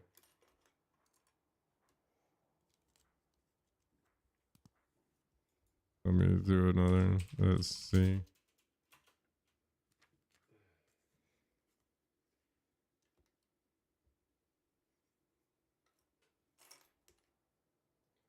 Well, Any luck? no, hold on. Let me see. Let me do it from right here. Also, I gotta point this out. So I've been playing Ark, right? Dinosaurs, Blue Bam. My number one passion is outer space stuff, man. I tell you what, like nothing beats outer space. But since I was playing Ark, man, I mean everybody loves dinosaurs. Yeah. I'm gonna knock that over. I do. I love dinosaurs. I don't really have a favorite, but I mean, I just think they're cool. Actually, I think Triceratops would probably be my favorite. But anyway, there I was at Goodwill of all places, and I found this guy. It is. Let me get up in there. Oh, come on. Focus, camera, focus. It's a Triceratops phone holder. I need that. Triceratops phone holder. Like absolutely best $3 I've ever spent in my life. We've been finding some good finds lately. Yeah, a lot of good finds, man. Actually finding what I'm looking for, Yeah. I guess. And it not costing. Still a complaint. Still number one complaint, man. Goodwill used to be a place where you can go with $20 and come out of that place with like lots of stuff, man. And now, no. Not even close, man. You go in there with $20, man. You're coming out with like one or two things. And it's just absolutely ridiculous. I'm trying to manage my screens. What's the point of having two monitors if I still put everything on one monitor? Yeah, the second monitor is actually sitting on a what the fuck is that thing called? TV tray. So like I got my monitor on the table here, and then I got my computer, my PC box is sitting on the dining chair behind it. A couple ring lights attached to some random shit. 500 yards of cable back there plugged into stuff. And then like right over here, there's my my little, what is it? Little Vizio TV that I got for $15. It works. One day when I make it big, let's see. Goodwill's the best place to find random stuff. Oh yeah. Yeah. I mean, that's a lot of truth right there, man. Cause it's stuff like a lot of it's like stuff that you can't necessarily find anymore. You know, the only place you're gonna find it, unless you order it. You know, yeah, I know you can order stuff, but let put this other way. That's still in the way. So yeah, you can order stuff and all that jazz, and that's all fine and good. But like, pretty much, I would much rather just go to a store, find what I need, and go from there. Put it back in the. I need a gold one of these, dude. And look at this, amazing. Highly recommend the Dino phone holder. Make sure that's not on. Just for the record, like I have the stream up on my phone, so I can like see chat and stuff. I guess I put it right there. No, I don't really need to. But that's okay. Oh, man. I think, you know what? It's probably going to start getting worse because it's getting darker. Yeah, yeah. So that's what I'm fine with. Well, I'm sorry. What'd you say? Just a lost piece. Nothing? No, it's this gold piece. What's It's a different color. Maybe it's a different. See these two? Oh. Well, shit. This is why you can't have colorblind people helping you with stuff. Oh, the gold ones are on the gold ones on the outside, and then the tan ones are on the side. Right. See, I have this. Let me see this. Let me get it. I got it.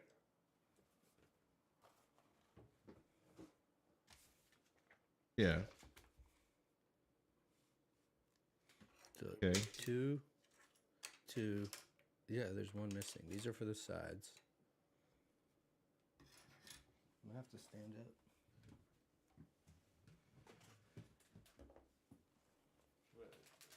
Nothing in there. I don't know. It like didn't get put in another bag, did it? Different bag, maybe.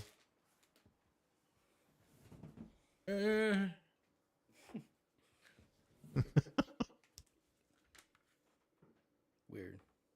Well, I'll just keep going. Maybe it'll turn out. Yeah. Damn, this sucks though.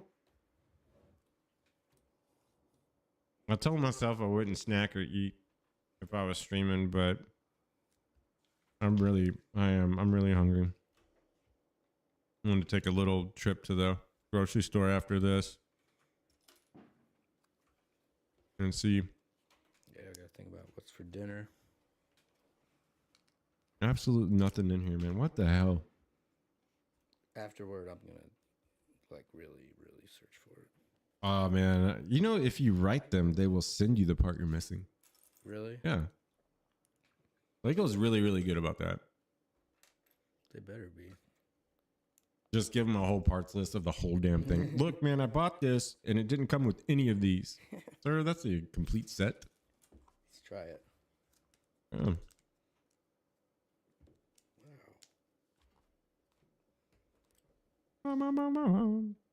Yeah, I really hope it turns up. Yeah, there we go. Send them the video of the day. Oh, shit. Where'd that go?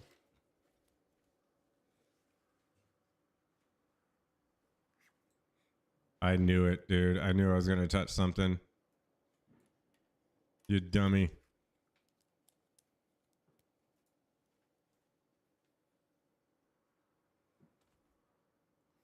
My buddy's kid, my buddy's Eric. That dude is like fucking learn to drive, dude. Like seriously, man. Look at how fast my Miata goes. That's the worst part about living here, though. Is there's 4 lanes of traffic, 30 feet from the front door. Yeah, it gets kind of. I'm used to it by now. Yeah. That's what freaked me out when Freya got out, man, because that's the first thing I imagine is this dumb. I would imagine. Yeah, it is freaky when she gets out. Being excited about this newfound freedom that she has and goes right out into fucking traffic. Right.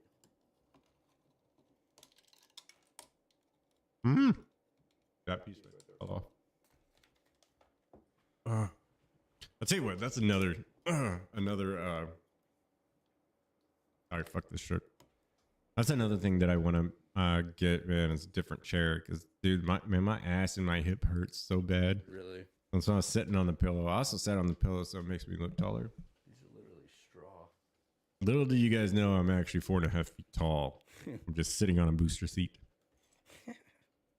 No, I'm just a little guy.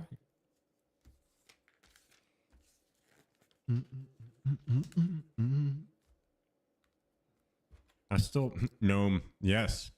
I am a garden gnome. I still haven't forgot either about getting a camera, a Freya camera. We need that. So, but yeah, when I get set up a little bit better, we get a Freya camera on here. Oh, I think that's an absolute must. It's the third camera that I have though is like really super cheap. And a mini fridge.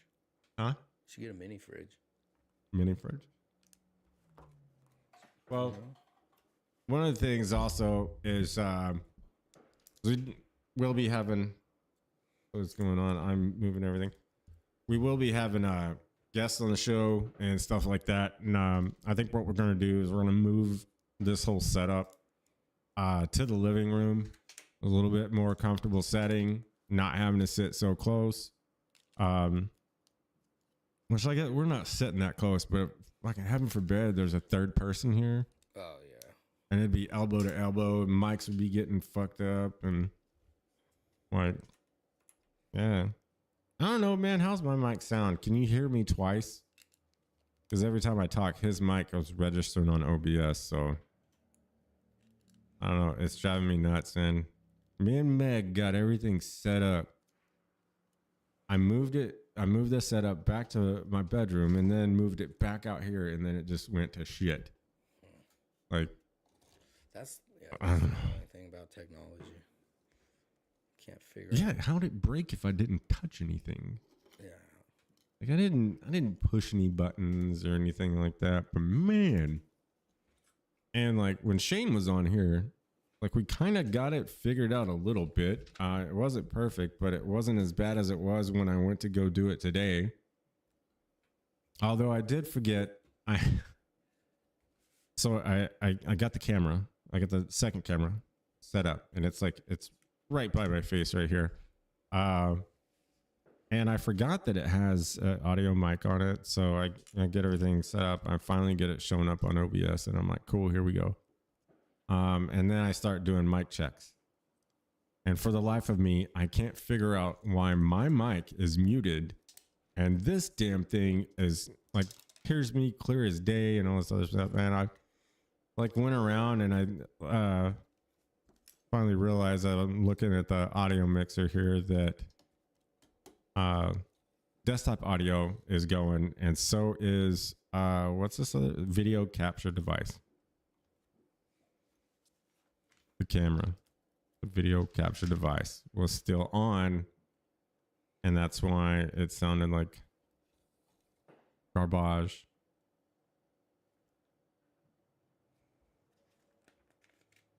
Man, I'll tell you what, man, my ass does hurt.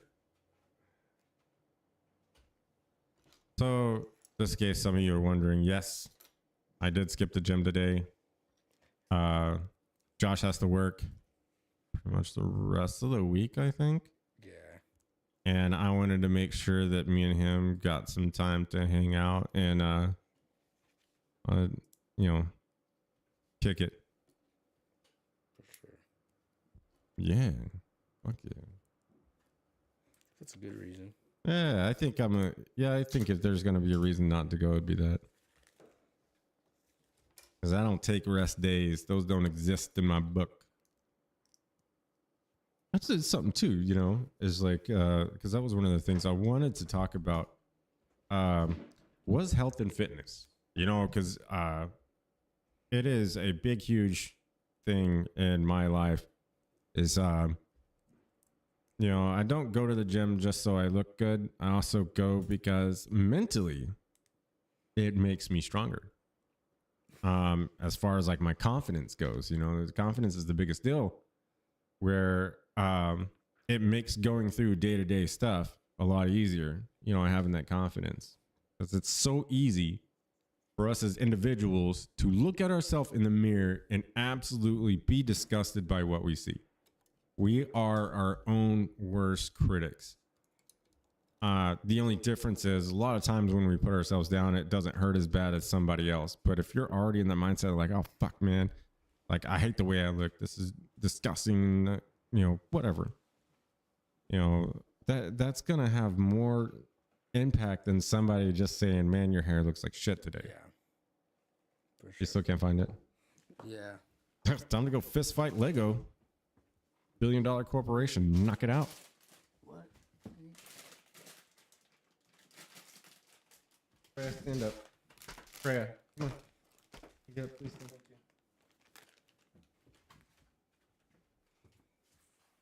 you. Dude, this is terrible. Brand new. And like, I didn't hear anything hit the floor. I'd like to think that I would have heard something hit the floor. And lost a piece. What the heck? Is it in your fanny pack? No. Maybe you should have put them in the fanny pack. No. That's annoying. That is annoying. Man, it's got to be around here somewhere. Yeah. I mean, there's a slim chance that it like got fucked up and didn't get put in the kit.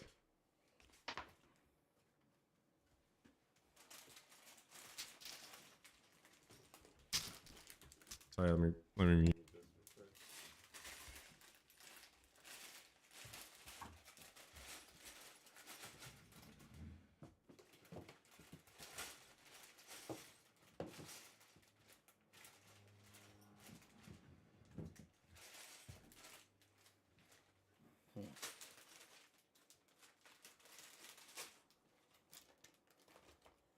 Well, balls. I'm pissed. Yeah. Which one is it? Is it going to be noticeable if you don't put it on there? It's on the back at least. Oh, it's that one? Yeah. Yeah, that's kind of like a bigger. Well, yeah. That sucks, but that's a positive way of looking at it. At least it's on the backside. Yeah. Yeah, let's keep going with it. Ow. I forgot what I was talking about. Oh, yeah, the motivation and stuff, man. Like super key, like being confident in the things you do daily, like walking down the street, be confident, doing your laundry, be confident about it, and if you find yourself not being confident, then, talk to somebody about it. I didn't know. I didn't do all this stuff by myself. I asked for help and got a lot of help, to learn the things that I know now and able to climb my way up, succeeding in health and fitness and all that, stuff. I still eat like a trash panda for sure, but it's not as bad as like it used to be. So, but my confidence, man, because I was absolutely shredded to shit after that last relationship. Like I was destroyed, man. I actually started thinking that this shit she was saying about me was true, and it was turning me into this person of like, I'm worthless, I can't do shit right. I shouldn't be here. I shouldn't be around. I should end myself and all this other shit, man. But it's furthest thing from the truth, man. But that's what happened when you let somebody who you quote unquote love run your fucking life. Yeah. And dude, getting out of that and like building myself up over time, getting back in the gym and doing this shit for myself and not for someone else, has opened up a lot of possibilities for me. And I mean, the people I meet, I'm meeting people now, either through the gaming community, which is an amazing community, by the way, and the Discord community as well, because not everybody on their games. Some people just hang out, but also like the gym community, is, those are people there who have a positive outlook on life, and they're there doing positive things to change. Yeah. They're not necessarily trying to be better than everyone else. They're just trying to be a better version of themselves each day. And it's pretty cool because some of these people have they started going to the gym around the same time as me. And I see these people every day, and it's just stunning how dedicated these people are to watching what they do and travel with their progress and stuff. And you know, it's not this thing about rubbing it in people's faces and stuff, but be proud of it, you know. Yeah. I don't like somebody asked me what my max bench was or what my max squat was. I was like, I don't fucking know. I don't go in there and do that. You know, I'm not going to enter in a contest or anything. So what's the point of me finding out my max? I just go in there and I work out. Yeah. I do X amount of lifts of this, X amount of lifts of this, and then I call it good. Dear Lord, drive by. But yeah, right, Brood? I'm telling you, man. Although, man, but I think I still like to think that Brood certainly has a lot of us beat with which I haven't seen if you posted any new run times. What was this? Was this yesterday? Yep. Nope. That was a few days ago. Yeah, look at that. He keeps posting these, man. He gets better run time each time, man. That was fucking awesome. Damn. Absolutely awesome, man. That's Which impressive. is It's not easy. no, it absolutely is not easy, man. But I'm proud of you, dude, because you still, despite the fact of like not wanting to do it, man, you go out there every day and you work on that goal. You set a goal for yourself and you're doing it regardless of how you feel that day. Obviously, if you're throwing up or something like that, that wouldn't be a day to go run. But regardless of how you feel that day, you're out there working towards, becoming a better person, man. Not that you're not fantastic. You are a fantastic person. Don't get me wrong. But, you know, just like a better, like you just feel better about yourself when you accomplish these things. You know, rest days. Yeah. I get told this all the time, you know, because someone's like, what's your gym schedule like? I was like, every day, at least 2 hours. And they're like, that's bad for you. I was like, no, me not going is bad for me because I know myself. If I take a day off, 1 day turns to 2, 2 turns to 3. Next thing you know, a month has gone by and I've lost all my progress. Yeah.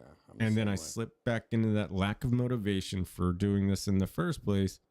And it sucks. So me personally, I go every day. You know, even if I just go in there, spend 10 minutes on the treadmill, and do some free weight workout stuff, or get in some cable machines. Those are typically a little bit easier, but I get in there and I do something.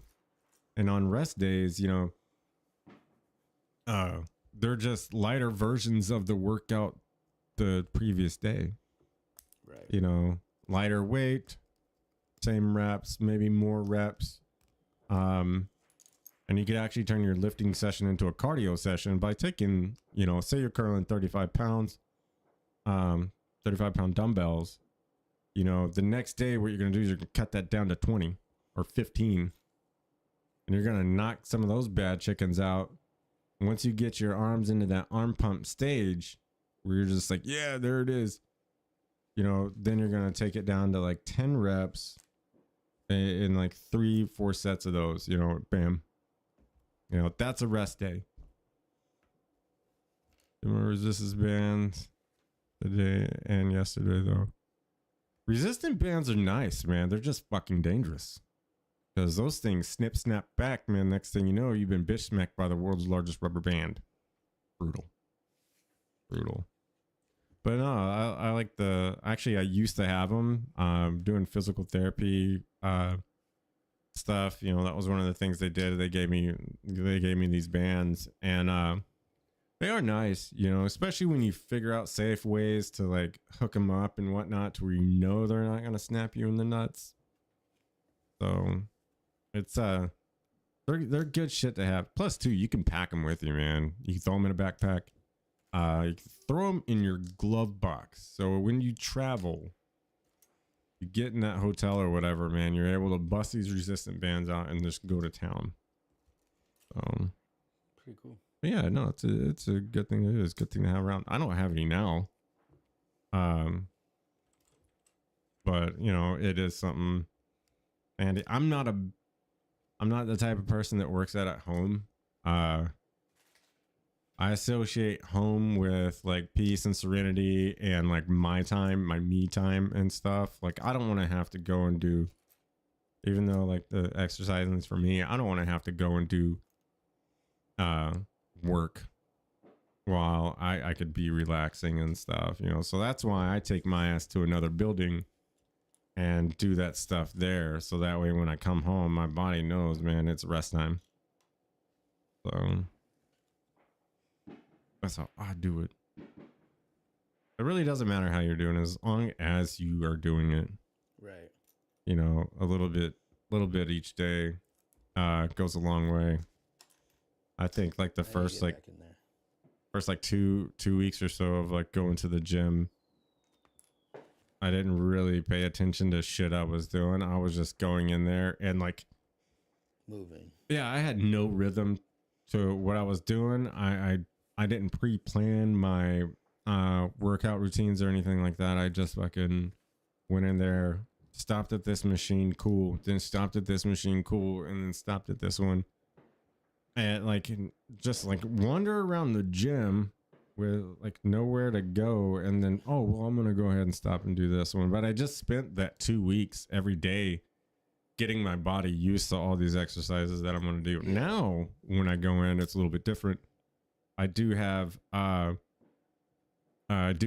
more of a set routine, and it's a lot better. It's a lot easier for me now. If I don't go to the gym, I feel like shit. But like I said today, you know, I want to take advantage of Josh not having to work today to have him on here and hang out with him, which I'm enjoying, man. I'm a little bitter about the Lego piece too, so yeah, I'm gonna have to fucking fight somebody for that. Son of a gun. I'm gonna have a thorough search though. Yeah, saturation 2 camera height, man. Look at that. I set it up myself. It's just like, look, yep. I know. I'm proud. But the funny thing is, like the first couple times I put camera 2 onto the OBS list of stuff on sources, it showed up as this like little bitty like thing in the top left corner. It wasn't, for some reason, wasn't showing up in a normal size box or anything. It was showing up in the very, very top. So I did it several times, sitting there trying to figure out like why this camera isn't connecting and stuff. Another thing too, what's really weird is like these cameras can't be plugged into like the USB port extender for some reason. Like I have to plug them into the I have to plug them into the front of the computer, back of the computer, anywhere where it's connected to the PC box itself. So that took a little bit of figuring out as well. And then I finally got it stuck up here. So yeah, I mean, it's not bad. It's definitely 2 different sizes. I'm aware. Okay. I know I got some friends out there that are gonna be like, man, those 2 halves aren't equal. I tried to get them as equal as possible. That was about as good as I got right there. Saturation, the only reason why I made it this far is Meg. You know, yeah. Meg has helped me every single step of the way, man. And it's been utterly amazing. I feel fortunate to have you guys as friends anyway. I mean, even without all this stuff, just getting to know you guys, being able to hang out, play games, or just bullshit, man. Like, you can't put a price on that shit, dude. It's fucking amazing. I've been trying to get Josh to download Discord on his laptop so he can come and hang out with us, especially on movie night and stuff like that. You know, because it is cool, man. Somebody once said that like I don't have any real friends, I just have my internet friends. Well, if you break it down, okay, what do you do with your internet friends? You hang out, you share your life, you watch shows together, you know, you turn your cams on and you can see each other. You know, the only difference is you're not physically sitting right next to them. but you're still doing all these things that really good friends do for each other.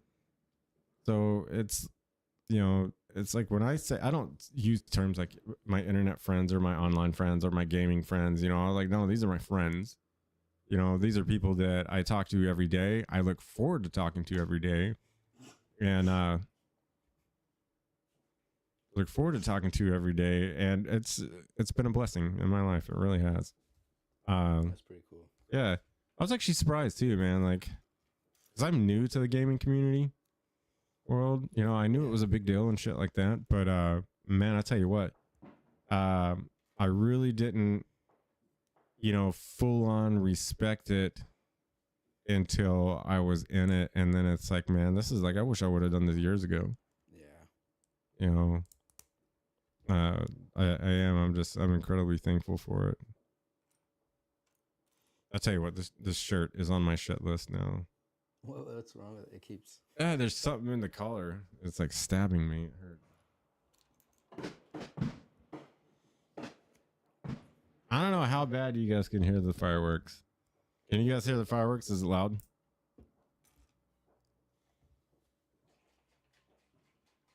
Somebody talk to me.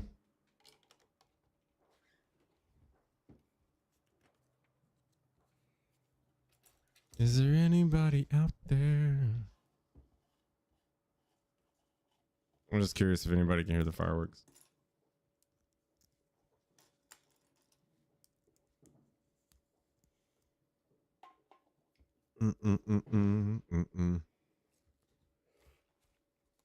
I'm looking at the stream.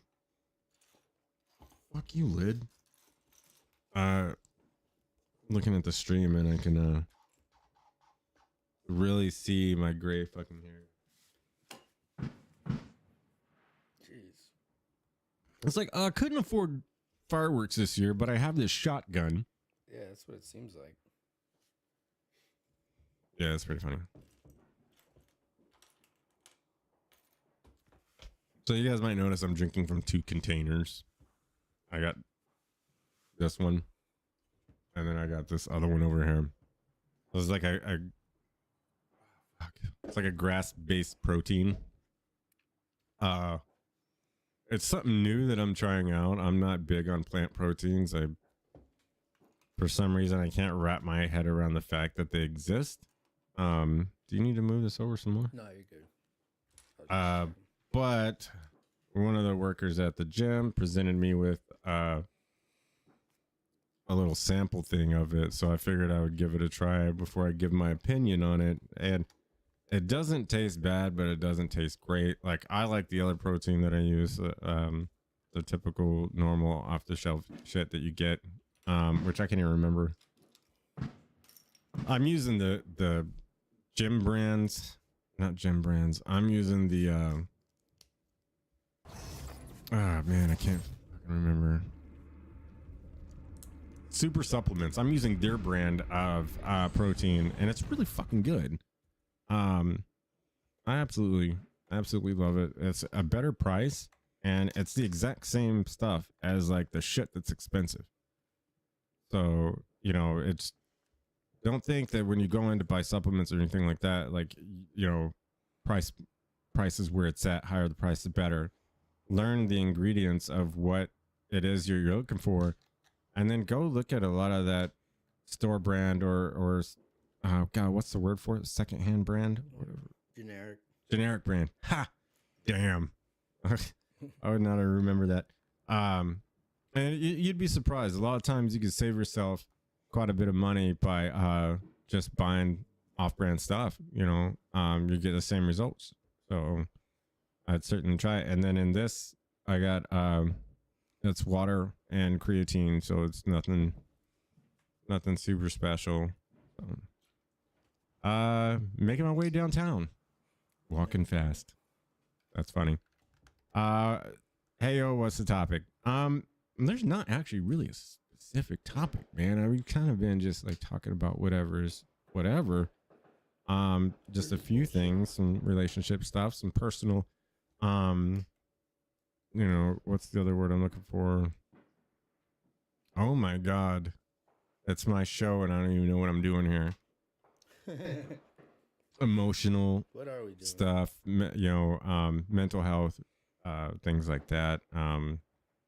So I here just hanging out with my little brother Josh before, like, cause he's got the day off, so I figured I'd go ahead and do a stream today, and we'd see how it goes. Cause it's all new. All this stuff's all new to me. This is only my second stream, so, and it's kind of been, not really touch and go, but it's just been kind of a little rocky start with like audio and visual and all that stuff because I'm the least computer literate person there is. It's absolutely just, oh man, it's atrocious, man. I don't even know how to survive this long. I've never had a computer until I started playing Star Citizen. Oh really? Well, you built a computer, didn't you? Yeah, and then I built this computer. But yeah, so like we didn't grow up with computers in the house, you know.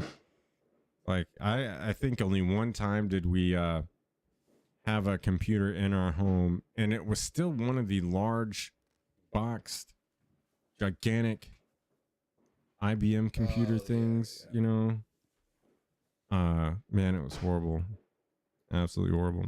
One of my favorite movies too used to be the movie Hackers. Have you seen it? No, I haven't. Hacker. Seen it. What? No. Fuck. Watching it. I've Yeah. seen that. So yeah, it's got Angelina Jolie, Matthew Lillard, some other people. I don't remember who. Hack the Planet. Yeah, there you go. Oh, Razor and Blade. I love that movie though, man. And I was like, I want to be a hacker. Yeah, I can't even turn a fucking computer on, man. Who am I kidding? And now, I'm 41. And I'm just now finally I got this computer a couple of years ago so I could play Star Citizen. Yeah, but then like when I got it, Star Citizen didn't want to fucking play on this computer, so then I had to take stuff out, add new stuff in, and I've gotten it to the point now where I could actually play games on it and all this other shit. But it is time for a new computer, man. I feel bad for this thing because it's about as low on tech specs as you can get with it still being able to run some of these games. And I'm pretty sure it's like, man, can you just stop? Yeah. You had enough time to get a new computer by now. You should have got a new computer. Can you leave me alone? Are you gonna get a new one? I need to get a new one. Yeah, I do. Man, we're like, can you guys hear the fireworks really good? Because my mic picks it up and I can hear it really well. That's got to be right next door. I'm gonna go look real quick, man. All right. Mike's yours, dude. All right. It's not muted, is it? No. Looking for One Piece.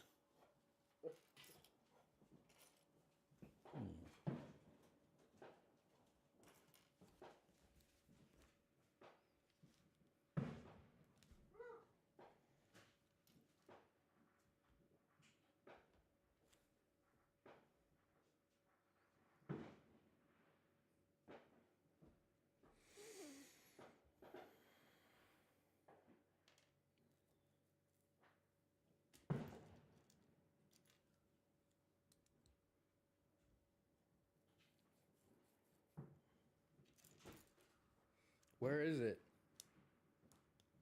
Hell yeah. Is it right next door? No, actually it's like 2 blocks over. Damn. I'm gonna go take a look.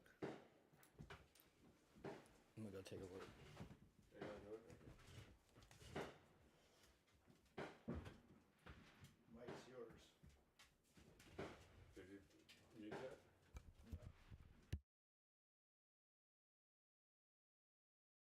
All right, there we go. Hold on.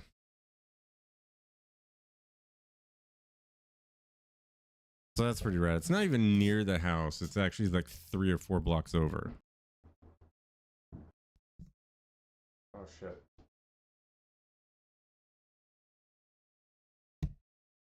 Man. All right.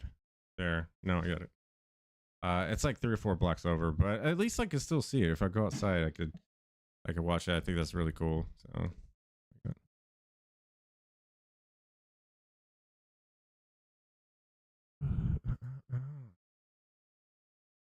I need glasses bad. Like, oh god, it's so hard to read. A strange, same age, never engaged in social media / tech. Did my first stream ever today to talk about what no one wants to talk about. That's funny.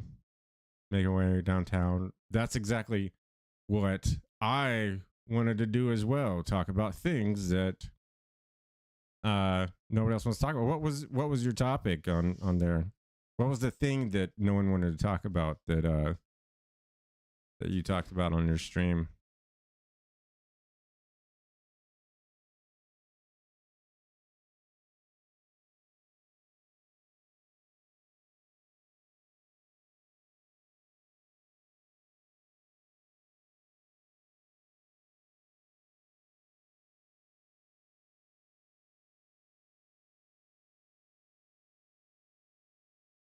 Oh, election fraud, but I think a U.S. enemy is behind it.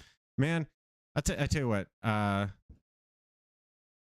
ignore the shit out of politics. Okay, well, I don't ignore them, but I don't go into it because there's so much behind it. I mean, there could be a whole mass of people that rig everything and make it only for super rich and shit like that, or there cannot be, and it's just that's the dumb luck of the human planet. Like, and there's no way of ever knowing for sure, man. And having spent time in the military and serving under 2 presidents, who were polar opposites, like because there's Bush and then there's Barack.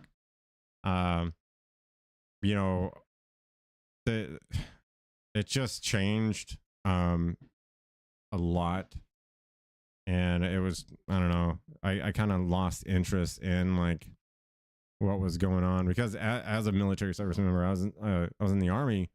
That's when I got hurt.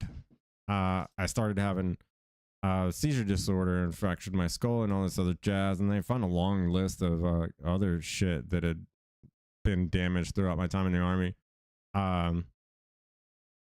But I tried to reclass. I just re-enlisted during my last deployment because I wanted to stay in, and I re-enlisted, and I got some cool schools and all this other stuff and whatnot. And I was on my way to do like some really cool shit in the army, and then this stuff starts happening.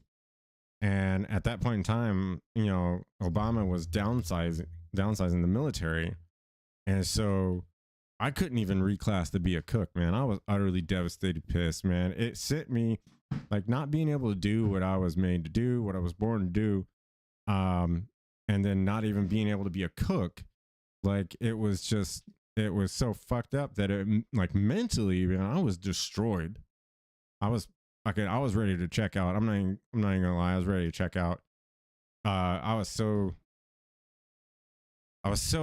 fucked up by it, and like I had zero support from my wife at the time. She would just tell me to quit being a pussy, to man up, and all this other shit. And I tried to kill myself. I put myself in a coma with some Xanax and Patron. It was just I was at a utter loss for my purpose on this earth, I guess, is like the way to say it. If I couldn't be this, I mean, I was even willing to be a cook, but I was so pissed at the whole government and presidency deal, because why the fuck is this guy letting all these other shitbags stay in, but yet here I am getting the boot. I couldn't reclass to aviation, couldn't reclass to a cook, couldn't work in the mail room. Like it fucked me up. Like it made me feel worthless and stuff. Obviously I don't feel that way now, but at that time I did, man. I thought it was the biggest joke on earth, man. As I was going through my med board process, because I was a responsible soldier, I was in charge of making sure that all the shitbags were going to all their appointments so they can get chaptered out of the army. And here these people are, perfect health and everything like that. It's just they join for the wrong reasons. They join for what's that shit called? The GI Bill, educational benefits. Or they join because somehow the recruiter magically got them a $60,000 signing bonus. Which pisses me off because I didn't get shit. I didn't get jack shit, man. And you're here like having already served, just trying to get back in. Yeah. Damn. And so having to listen to their bullshit and everything like that, like the way that the military works is do as you're told, but as long as you do that, you'll be fine. You spend 4 years doing that, then you get out and you got all these benefits. It's easy. The hardest part about the Army was just waking up at 4 a.m. and going to work and running first thing. I don't know what kind of psycho came up with that idea of running first thing in the morning at 6 o'clock. Like, I'll pass on that, man. That's one part of my life I blacked out and just try and forget about is having to run. Oh. Yeah, I pass on that shit. Isn't that what being a soldier is about, though? That discipline. As far as, well, just like that's a big thing. It's just like, yeah, discipline.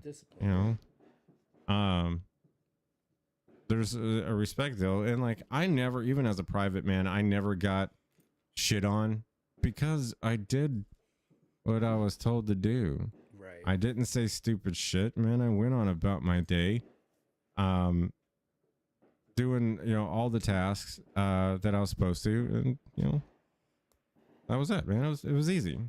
Now I get benefits, educational benefits and things like that, and there's things that I've had to use about it that have made my life a lot easier. I've used the vocational rehabilitation to go to school for welding, which was an extremely expensive school. Not one that I'd want to pay out of pocket for. I used part of my GI Bill to go to HVAC school. Which had I known, I'll tell you what, man, in the state of Texas, all right, in the state of Texas, there are a few places that will pay, $35 to $40 an hour as starting out as an HVAC tech. It's kind of like starting pay is going to be like $30, man. Only in certain areas though. That's typically around Dallas and Austin area, man. But where I was, it was like $15. Damn. And I was like, man, fuck that. So I thought about going back into welding. I go from making $42 an hour welding and moved down to Texas and was going to pick welding back up. And so I was looking at some of the local shops. Same thing, $12 to $15 an hour. And I was just like, man, fuck no. Right. Like, I didn't go and spend all this time in a school learning all this stuff and metallurgy and chemical compounds, like breakdowns of different metals and all these processes and stuff like that to get paid fucking $12 to $13 an hour. No. So, and I wasn't about to go work in the oil field because that's just a death trap, man. So anybody who's an addict or an alcoholic or anything like that, the worst place you could ever go and work is like a shipyard. What? It's just, man, the type of people that are in shipyards are just, man, you know what? I got along with a lot of people, man, but they're not ones that I would hang out with outside of work. Okay. Because they're, man, it's like high school kids, dude. And they just like, they gossip, they bitch and whine. I wouldn't have thought that. You wouldn't have think that, but yeah, I didn't think that either until I started working with them. And it was, man, it was something else, man. It was ridiculous. Yeah, it's long hours, isn't it? Yeah, sometimes, Like this kid I know at work, he said all he had to do at the shipyard was stand by with a fire extinguisher for 8 hours. Oh, Firewatch, dude. Yeah. Okay, so that job, where I was working on an island up in Ketchikan, Alaska, in a shipyard, and they kind of paid everybody decently. You could get that job for about $20 an hour. Not bad. Sitting there watching a dude weld, and all you're doing is making sure that if he catches on fire, you put him out. That's the whole job. That's the whole job. Firewatch. Yep, that's it. I know so many of the dudes you're talking about. Yeah. I still like yeah, man. I talk to them. They're polite with me, and I'm polite with them. But I'm not gonna fucking hang out with them. Right. You know, that was a thing because the only thing to do on that island was work and drink. So on the weekends, we'd run the bars and everything like that because they loved all the money that the shipyard dudes threw around during the weekend drinking. And so we got, we had the time of our lives and stuff like that. But I would go out and I would end up, there's 5 bars right next, all in like a little group, so you're going to run into everybody. Yeah. And I would run into these dudes, man, and they're like, oh, yeah, we're going to go over here and fight so-and-so. And I'm just like, fuck out of here. Like, I'm going to go over here and I'm going to dance, bro. Like, I'm going to pop, lock, and drop it to a handstand or some shit, man. I ain't going to fucking go fight somewhere else, man. I'm bringing that shit over here. Doing the Dougie. I don't know how to do that. I don't either. Do the Dougie. The Dougie, the Nene. That's one. Whipping Nene. No, when I say dance, what I mean is just kind of like, I can't even explain it, man. Like how they dance in video games, just like. I'm not that bad. Okay. I'm not that good, but I'm not that bad. That's good. That's good. If you could do that on purpose, that's pretty awesome. But my girlfriend liked to dance. The girl I was dating at the time, she liked to dance. So therefore, I learned to like to dance because that's all she would ask me to do. Is take her out on the weekend and dance. Really? Yeah. That's fucking just so easy, right? You talk about committing yourself to another human being, right? Okay. They have to learn to count on you, and you have to learn to love some of the stuff that they like, and they learn some of the stuff that you like, and you do those things together. Always have your own separate shit that you do by yourself, though. Make sure. Wow, that was really pretty. Make sure you have stuff you do on your own. You got a you thing, all right? But take the time to learn something that they like. And her thing happened to be fucking dancing. And so, there's no big deal, man. I got out there, dude. Dancing? And I could look like complete ass, man. She was hot as fuck, too. I couldn't do it, man. She was gorgeous, man. Dancing's my weakness. So I knew if I didn't do it, eventually some other dude is going to take my place. That's smart, though. So I was like, fuck it. I don't care if my dancing is embarrassing. She laughs and has a good time. So that's what I'm going to do, man. And like a lot of people were always wondering, like, why is your relationship so amazing and stuff like that? Now, the first like 2 years of that relationship was amazing. But then again, it got to the point where we were no longer, we were doing everything side by side. And you just get so burnt out. Does not matter how much you love that person. If you were with them every single day, all day long, you're going to get burnt out. There's going to be resentments. You're not going to want to, you're going to hide. They're going to be questions like, why do you spend 4 hours in the bathroom? Because I'm trying to hide from you. Jeez. And you can't tell them that, But absolutely, man. And that's a hard thing for men to do, too. All right.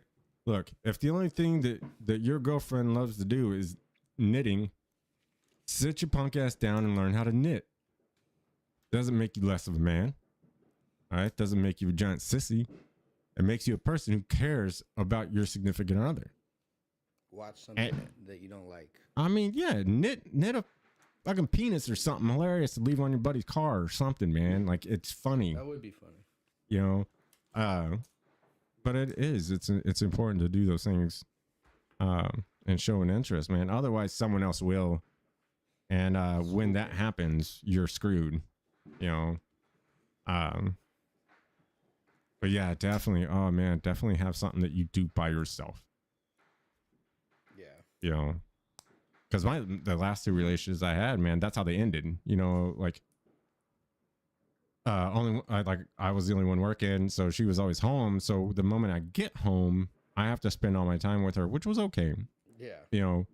But those days off, I'd have to spend all my time with her, and that's a lot of okay for a little bit, but then it starts getting to the point where every fucking day is shoulder to shoulder, and like you run out of stuff to talk about. And here's where communication is key, right? All right, you have to communicate with your significant other. But when you're side by side, you know, you can go the whole day without saying a single word, you know, and then it's gonna come down to, we need to talk. Talk about what? You were sitting right next to me all day long. How do I need to, like, what is there to talk about? yeah. And so, and that's like, man, this last relationship, man, it did, dude, because neither one of us were working. She was fresh out of jail, and I was trying to pursue other shit. So I was doing the home renovation thing, but it was kind of like beating up my body. So I slowly tapered off of doing that shit. And I was wanting to get, like, that's just before I started to get into peer support and like counseling and shit. So everywhere I went, she went, you know, and I was going to the AA hall 3 times a day. That's intense. You know, 7 days a week. So every time I went, she went with me. If I went to say I talked to one of the guys at AA, and he's like, "Hey man, can you meet me down there? Can we talk?" I'd be absolutely sure. You know, she would follow me down there. Really? She'd be like, "Well, I'm coming too." I'm like, "Well, it's just a private conversation between me and this guy, you know." But she's like, "Well, I could just sit over here, you know. I won't bother you guys." Yeah. You know, and it did, man. It got to a point where it was damn near borderline psychotic of just spending 24 hours a day. I remember that. You know? I remember that about her. Yeah, and it's just, oh man, it was so bad, dude, really. You know, and before I grew like a super hatred for her because of the type of person she is, man, I still loved her, you know, before I learned that I really hate that person. Yeah. I still loved her, and I was like, well, you know, I love her, so I gotta, you know, this is what she wants, so this is what we're gonna do. You can't fucking do that. Because if you sit there, you give your significant other everything that they want, the next time they ask for something and you don't do it, you're gonna be an asshole. They're gonna say you don't care, you're an asshole, you're a piece of shit, you don't love me. All because one time out of the 100 things that they've asked you to do and that you've done, you didn't do that one thing. And then they say that shit enough, and coming from someone who you quote unquote love, you know, it sticks in you, and you're just like, maybe I am an asshole. Maybe I am worthless. Maybe I am a piece of shit. It's like brainwash. You know? Because you're hearing this stuff from somebody who supposedly loves you and supposedly you love. So it hurts, you know? And that's just, man, it's toxic as fuck, man. Like I got God's gift of being able to, like, out of 100 women, I'm going to find all 5 that are toxic as fuck. Yeah.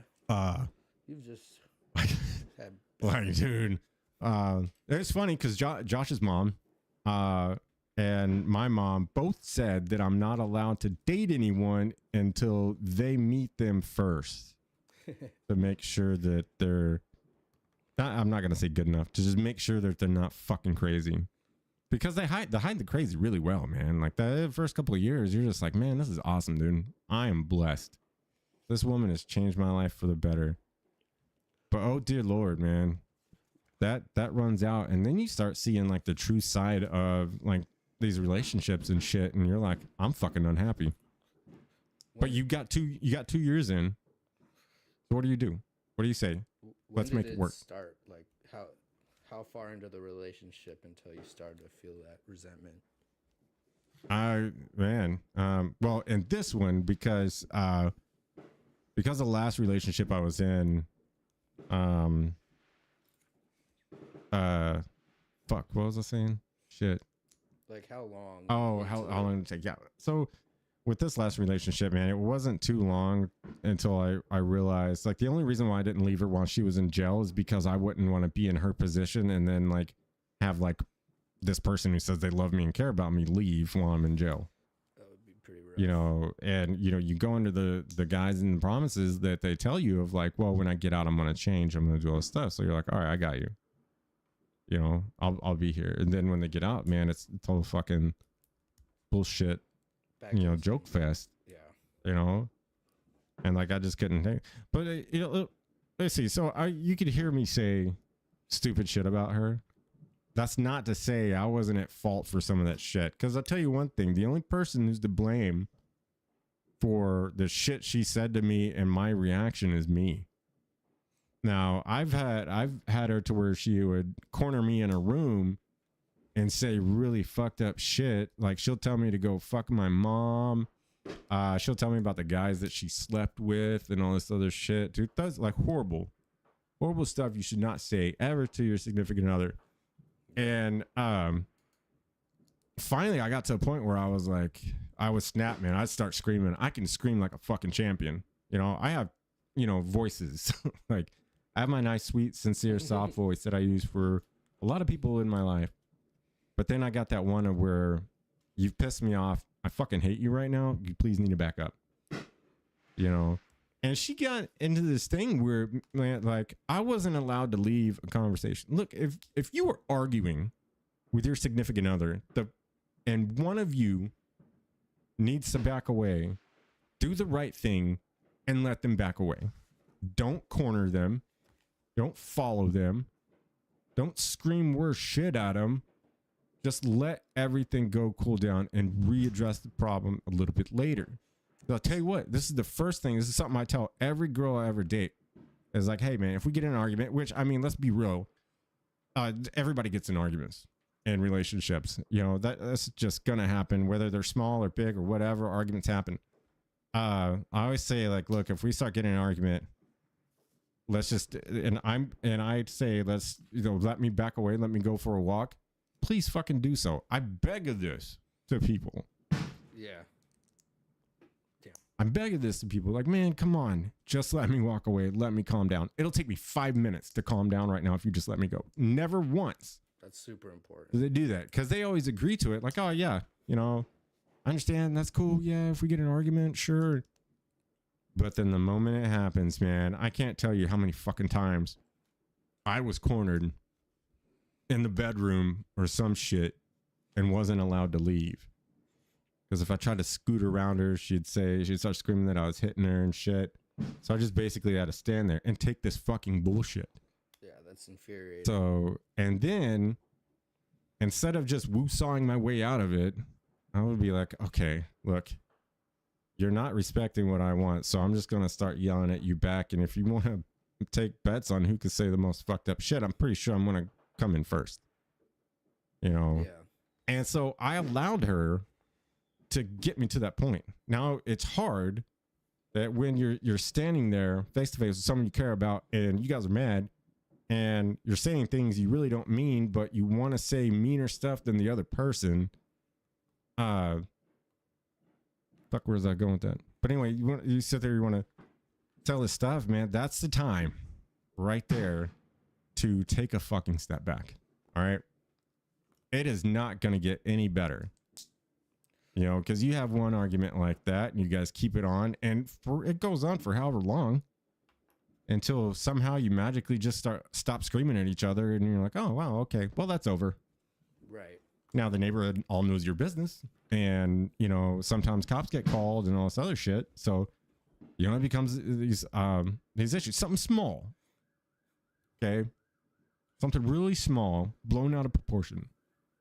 Like, I'm pretty open about like my social media, my text messages and stuff like that. Anybody I'm dating has access to my shit because I don't have anything to hide. But I remember one of these times, I got a text message from this girl I used to date. Yeah. Just wasn't asking anything. She's like, hey, what's up? How you been? It sat in my inbox for weeks. She's like, why didn't you delete it? Well, she ended up seeing it though and fucking freaked out. We were in Seattle at this really cool AA get together thing. And she gets up and walks out. And I'm like, oh, well, fuck, here we go. All right. Yeah. So I go there and I ask her, I was like, what's up? And she's just like, pulls off, like saying that I'm trying to sleep with her and that I'm a cheating ass bastard and all this other stuff. And I'm confused because I never opened up the message. There's no correspondence between me and her. There's no text messages, you know. There's just that one message. And Right. it's ungodly, man. And like, it came down to the only way for her not to be pissed is for me to text fucked up shit back to that person. Damn. Saying like, hey, fuck you. I'm with so-and-so. I don't need shit from you. Please leave me the fuck alone. She made you do that? Yeah. That was the only way we were going to peacefully go home that night. And we still had to ride a bus from the AA hall down to the ferry terminal because neither one of us drive over in Seattle. And then from the bus to the ferry, then the ferry ride home. So I did. I sent that shit to that person who didn't fucking deserve it whatsoever. And then we were on the ferry and she was busy talking to somebody else. I wasn't included in the conversation, man. I got my phone out and I'm sitting there. I'm watching a fucking show. Give you $5 if you guess what it was. The Expanse. Yeah, I know. So I was sitting there watching a show and she got fucking pissed off because I was ignoring her. Damn. You know, it's like, and this is when I start to realize there's not shit I can do in this relationship that's going to make her happy. Here I am, depressed as fuck. One of the happiest people. I know I cuss a lot, but I mean, I'm a pretty happy person. One of the happiest, nicest fucking people there are. And I hate my life and I hate myself because there's not like, here's where you start feeling worthless. There's nothing I can do to make myself feel better.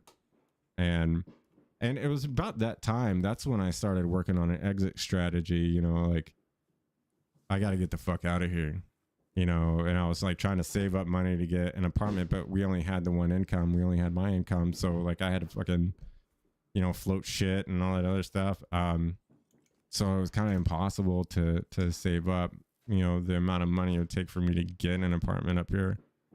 And finally it got to the point to where I valued myself and my happiness and my sanity more than being in a relationship. That's a good way of putting it. Because it doesn't matter, like being in a relationship that makes you feel like shit is not a way to live. And some of us, the fucked up part is some of us feel the need that I will never be able to find somebody that's this pretty or this handsome. And, you know, if we break up, I'm going to be alone forever. Right. Or I'll never find anybody this hot again. So I'm going to stick it out, you know, and then you just go down this fucking rabbit hole of like complete and total chaos for God knows how long until you snap, you know, for sure. Or you take that shit and you live the rest of your life in some fucking what's the depression box, you know, of hating yourself. You know, you don't tell anybody this shit, right? Because you don't want anybody to know you're depressed and you hate yourself. So you just got it tucked away in this little box, and that's where you stay. Not allowed to have any friends, not allowed to go anywhere. You know, if you do, you got to have her with you, you know, and all this other shit.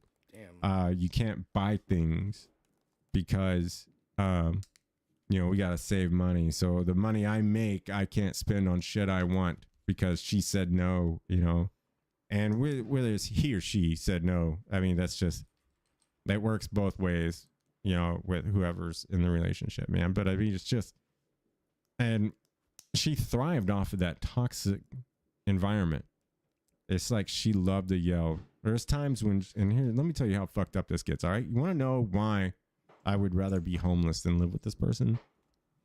Is a couple times she came home and she would say things like, well, if I can't have sex with you, I'll get it from somebody, or that she had sucked some dude off at AA hall or slept with some dude at the AA hall. And I'm just like, why the fuck would you say that? You know? Right. And after she calms down, like however much longer it takes, you know, I sit there and I take that shit, you know, because I try and leave, but she blocks me from leaving. So I just sit back on the couch and I mind my own fucking business. And I try and black out and just coast through this with like no hearing and no thought process. Just wait till it's over. And then later on, when she's calmed down, she apologizes. Yeah. And I'm like, why would you say that? She's like, well, I just wanted to get your attention. I mean, come on. You're going to sit there and tell me the only thing you could think of to get my attention is, hey, I suck this dude off? Yeah. Get the fuck out of here. That's just...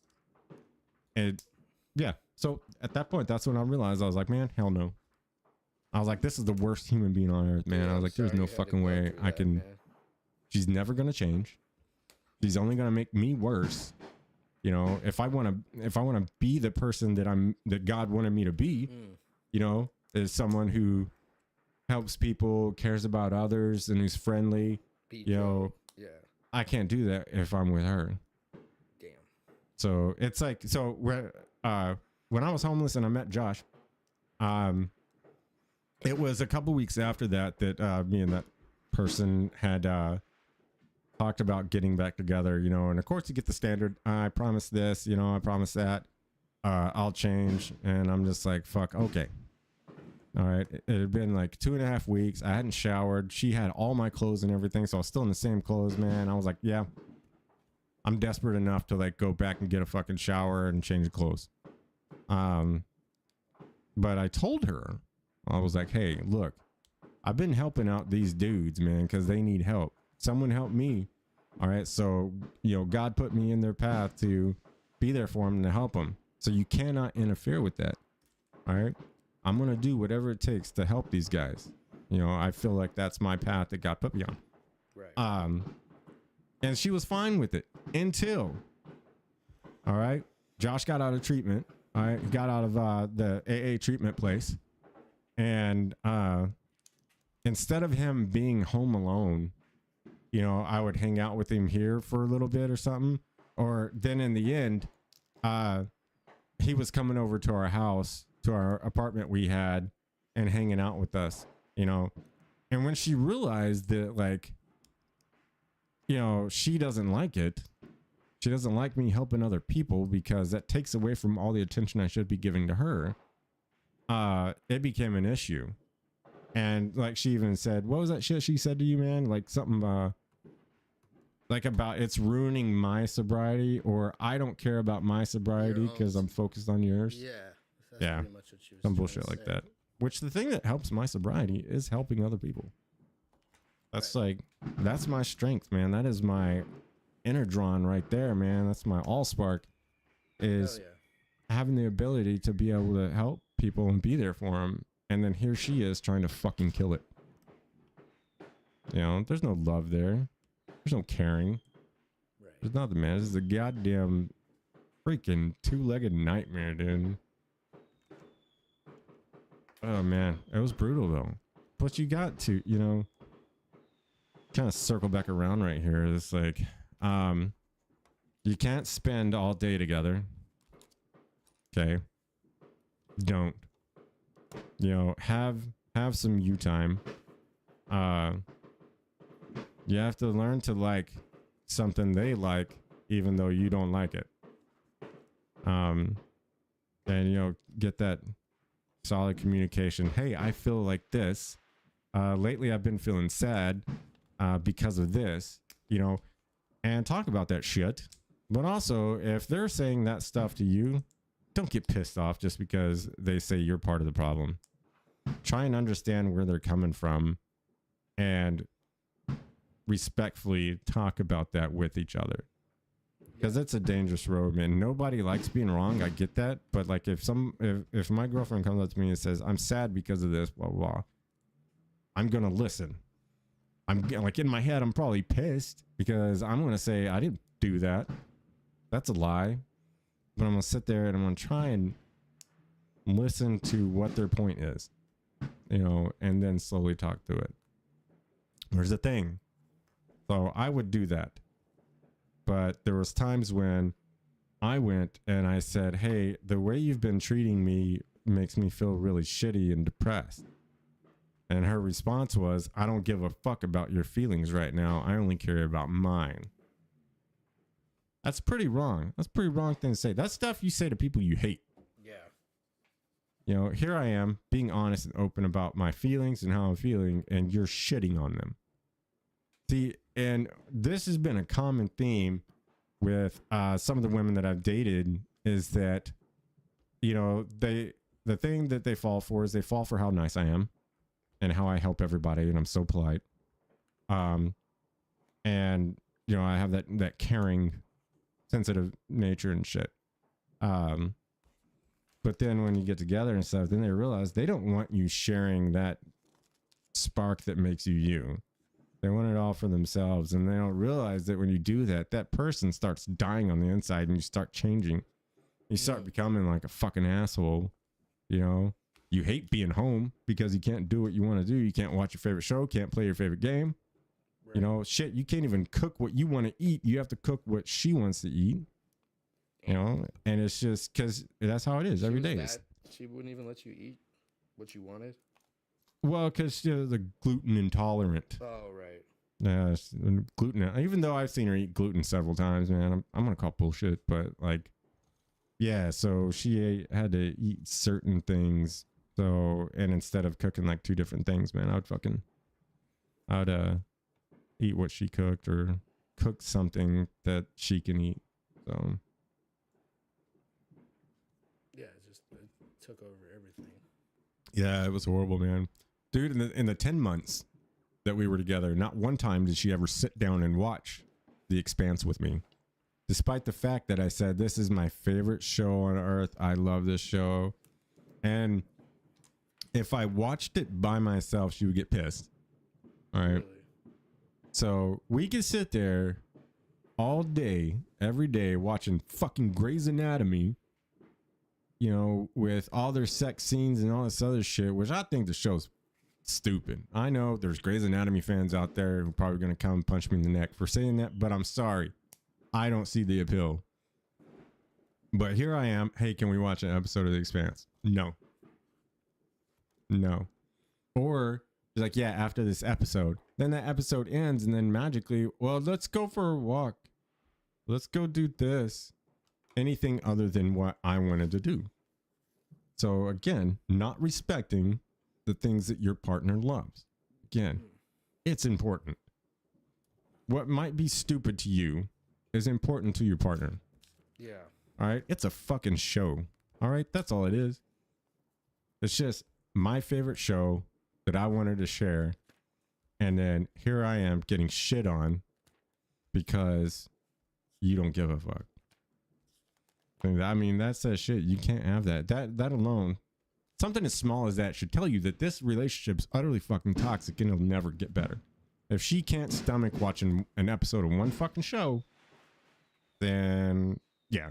Yeah, that's it. That shit's. It's not that. Ooh, dumpster fire deluxe, man. Fucking horrible.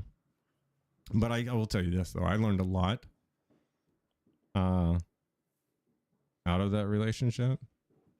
That's important. Yeah.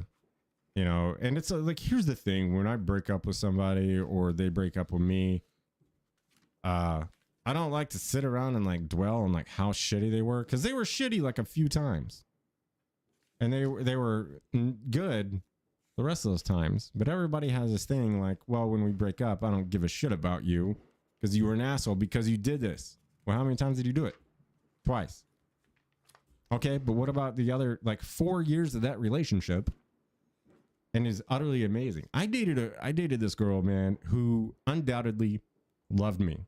All right, anything she wanted, I did.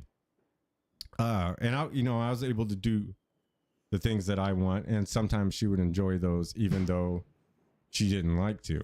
You know, so it wasn't bad. But this chick would go and tell her family. Like, say I peed on the toilet. I don't pee on the toilet seat. I'm not going to use that. Say I forgot to get her something from the grocery store. Yeah.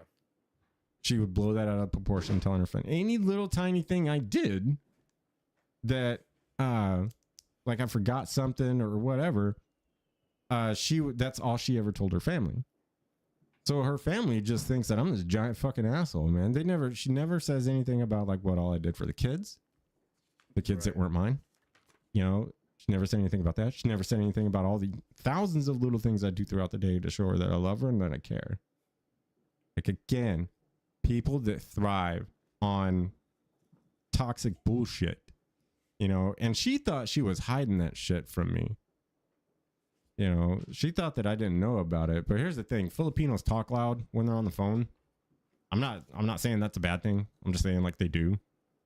And you spend enough time with Filipino people, you can start to pick up certain shit. Because a lot of the things that they say, there's not an English word for it. So there'll be like Tagalog and then English, or Visayas and English and stuff. So you stick around long enough, man, you can pick through it and you could realize like people talking shit. Damn. So yeah, it was bad, man. Like, oh God. That's probably one of the very few ex-girlfriends that I actually still love. Really? Like, I'm dumb enough that if by some chance she said, let's get back together, I probably would. Yeah. Because I'm fucking idiot. Dead nuts, man. Dead nuts idiot.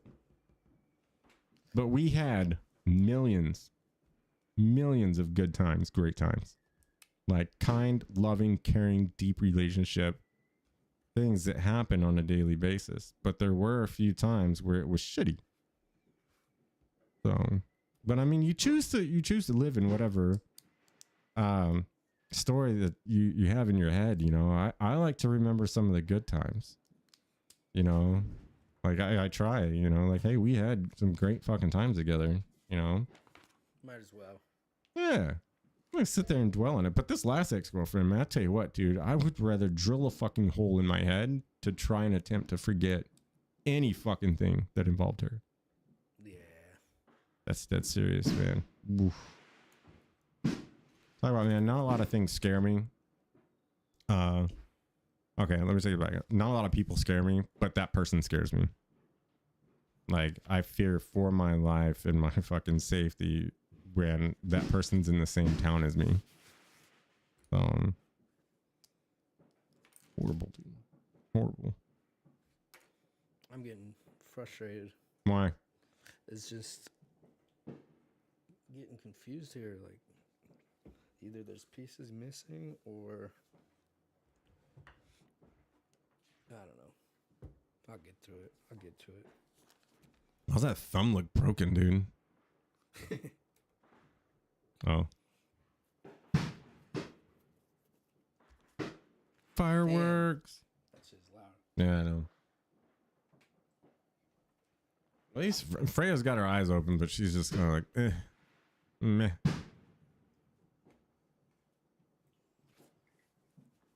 Such a good dog. Such a good dog. Oh, that was another thing too. I'm gonna fucking say this because this is funny as shit. This is petty ass bullshit right here. All right. Because when I get home from work, the dog greets me at the door, right? Right. So the first thing I do is pet her.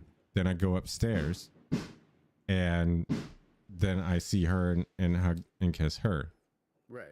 She would get jealous as fuck because the dog that greeted me at the door would get pettins and lovin's first. You love your dog more than me. That's At this point, yeah. Yeah, I do. You're gonna get jealous of somebody like showing their dog love, man. Yeah, like, it's just fucking that's stupid. weird.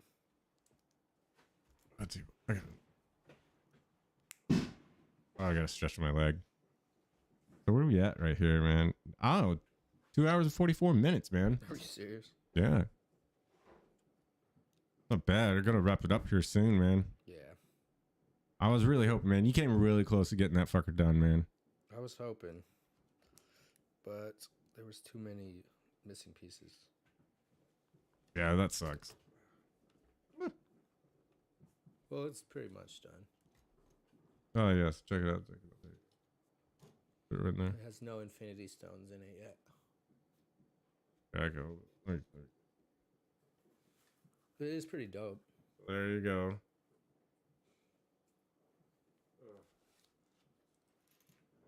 Look at that. Look at that. How fucking cool is that? That is really cool. Yeah. That's really neat. Good job. Complex shit, huh? There you go. Thank you. Well, that's definitely further than I would have gotten, man. I think I would have gotten one bag open and been like, I wonder who I can go and ask to put this together for me. I'll tell you what, though, when it's done, man, it's going to look really cool. And of course. Yeah, there you go. That's like standard issue. Like, did you really play with it if you haven't done that yet? Exactly. If you haven't done that, that's funny. That shit's funny as fuck. Oh, man. Yeah, just kind of, I guess we'll just start winding down a little bit, man. Like, Yeah. No, it's for sure. Lord knows, and all my friends know, I can run my mouth for as long as I have breath. Plus, too, I think it'd be really cool to step outside and watch some of these fireworks, Yeah, man. yeah. I think so. So, let's see. I don't know. We'll bring it down to like, I'm going to go ahead because you have to have like X amount of time.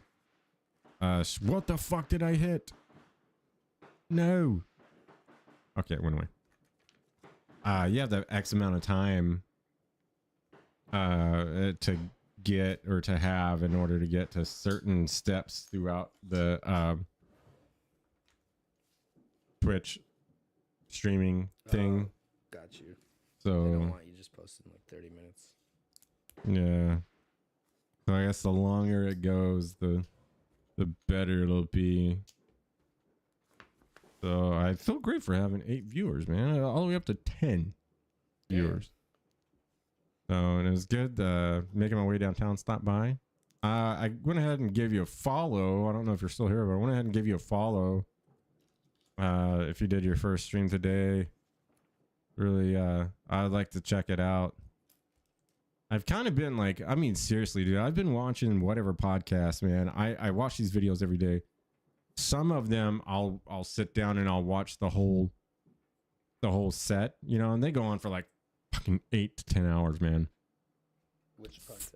Full blown day of like discussing this. But you have 8 to 10 people on a podcast, you know, you got to make sure everybody gets their chance to like say what they want to say and all this other shit.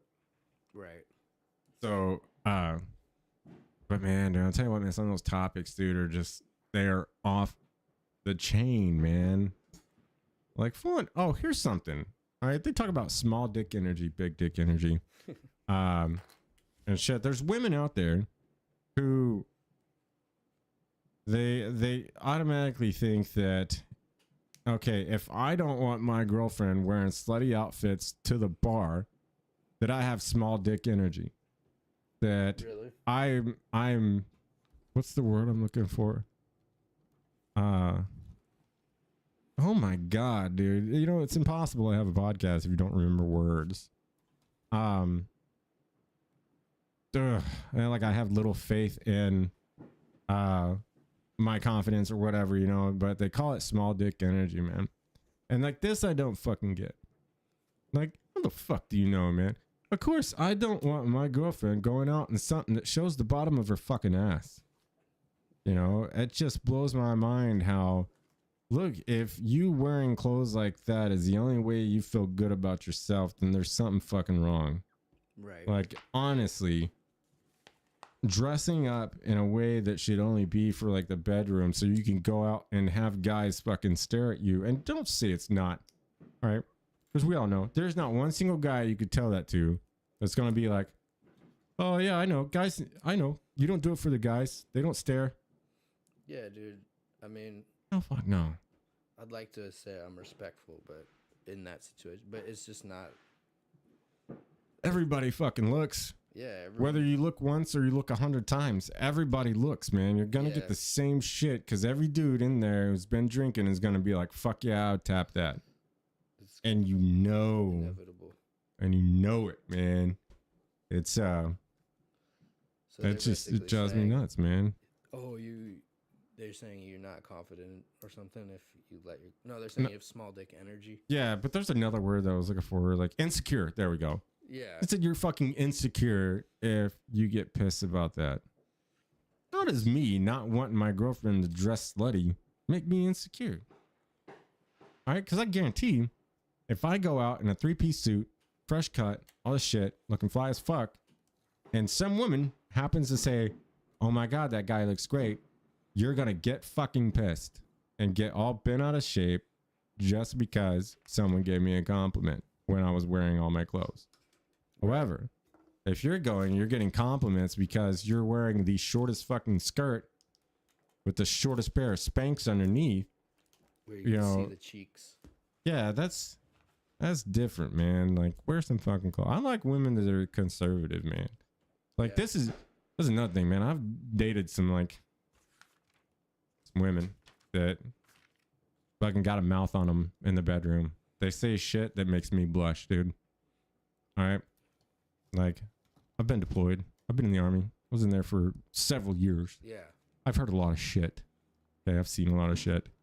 But some of the stuff that they say in the bedroom, I'm like, yikes. Dude, like, it makes me uncomfortable, man. Why? It's too dirty? Yeah, it's just some weird off the random shit, man. Like, it's just weird. Fucking, it throws me off, man. Because I ain't like that. When it comes to like my sex life and stuff, I don't tell people about it. All right. Yeah. Except for what I'm saying right now. But like, I don't go and tell the boys that this is what I did with my girlfriend. This is what she did to me. Blah blah blah. Man, that shit's private, dude. Keep it that way. I hate it when dudes are like, they go and they tell their sexual adventure and shit with you. Like, I didn't ask. I've always hated that. And I don't fucking care. I don't, man. That's your business, man. Like, but it drives me nuts fucking hearing about that, man. Keep that shit private, all right? There's no need to share what you did in the bedroom with whoever. Yeah, I don't get it, man. It's fucked up shit. I just love doing that.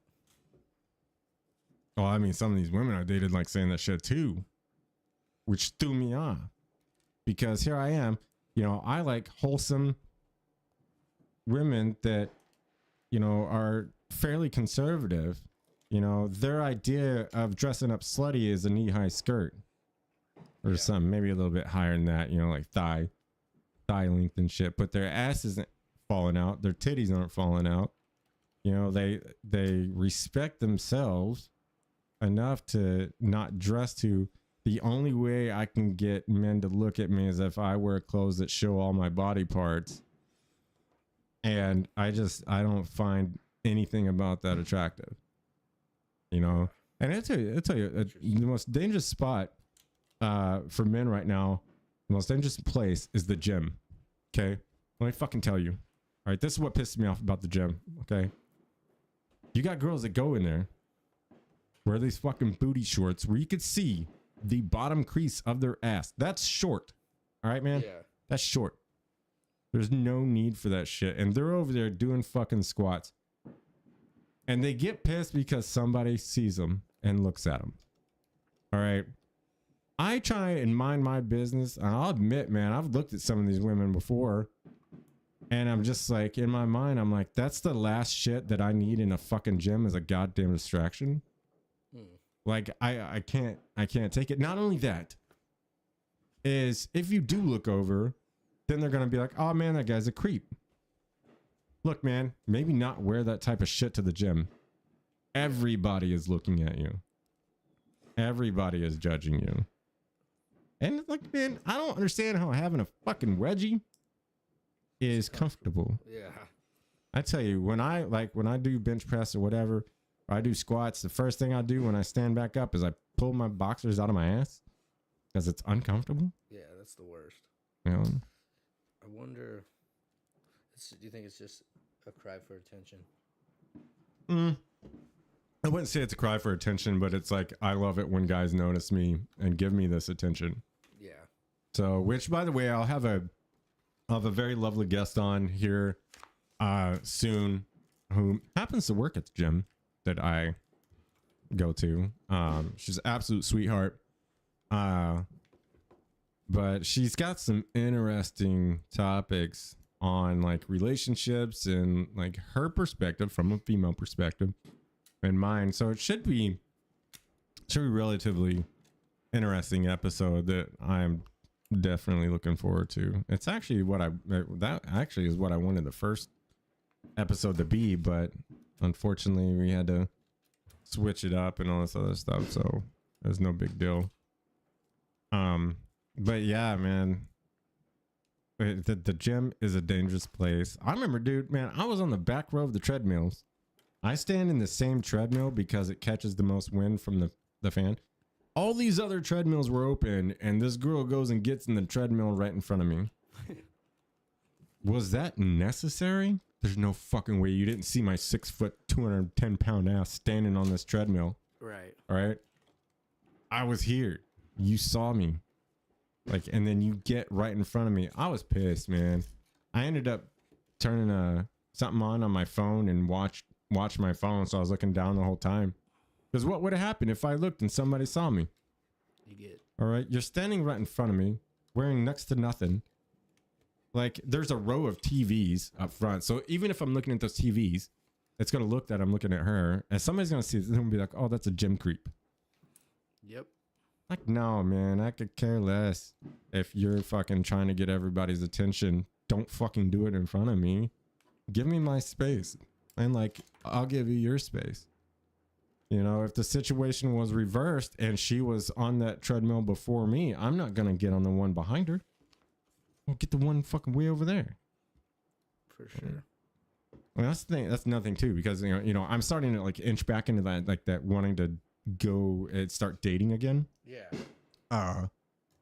And like honestly, I would be floored if I can meet a girl at the gym, because that's kind of like the same type of mindset, you know, of like, you know, doing this to be healthy and like physically fit. Yeah. So you can do things throughout life.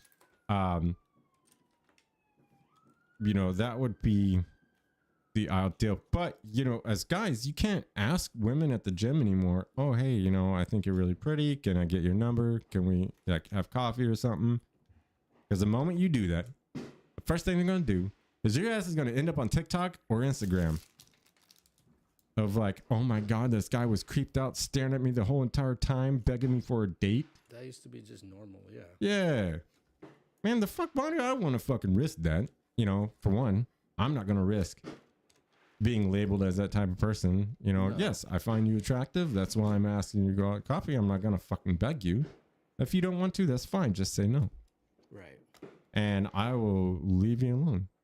But there's just that fear. Like guys, man, are in fear of like, if you help a woman at the gym, or if you offer to help a woman at the gym, you can get labeled a gym creep.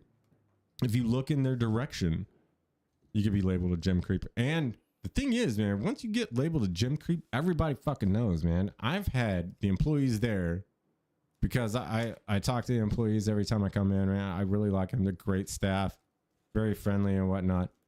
But, you know, you're privy to some of the gossip and shit. And like, I'll see some of these people like, oh yeah, that guy over there, gym creep.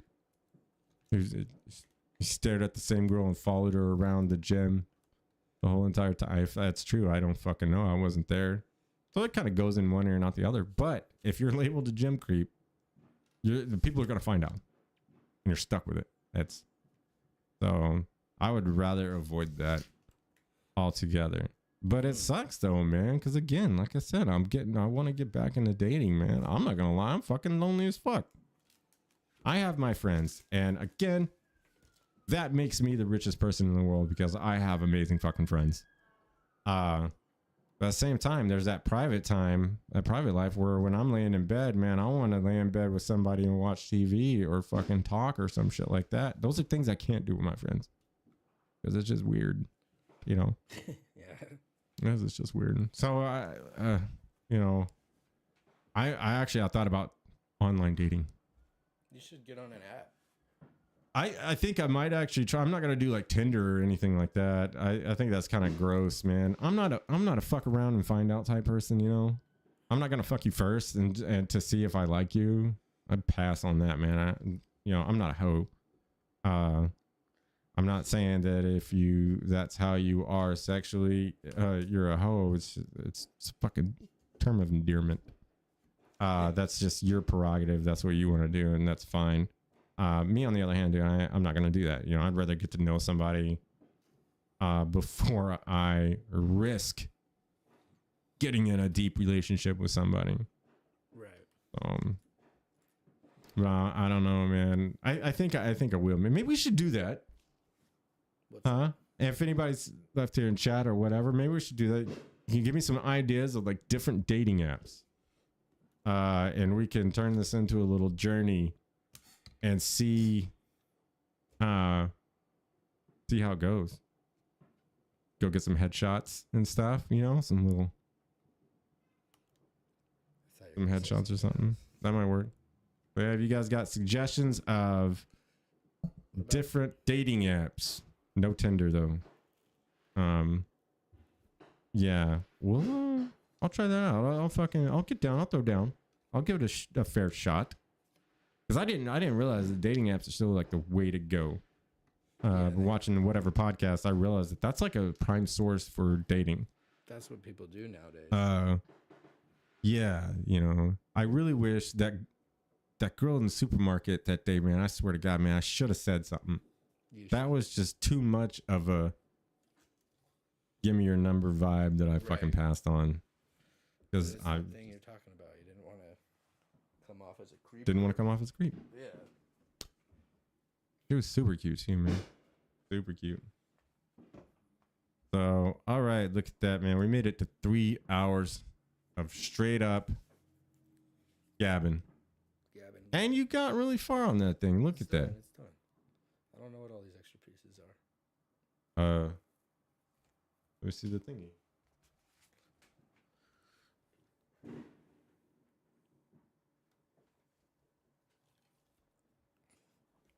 I built everything.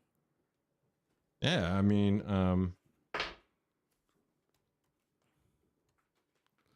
that's weird, dude. That can't be that many extra pieces. It usually, yeah, that's usually a sign you did something wrong, but I'm just going to go with it.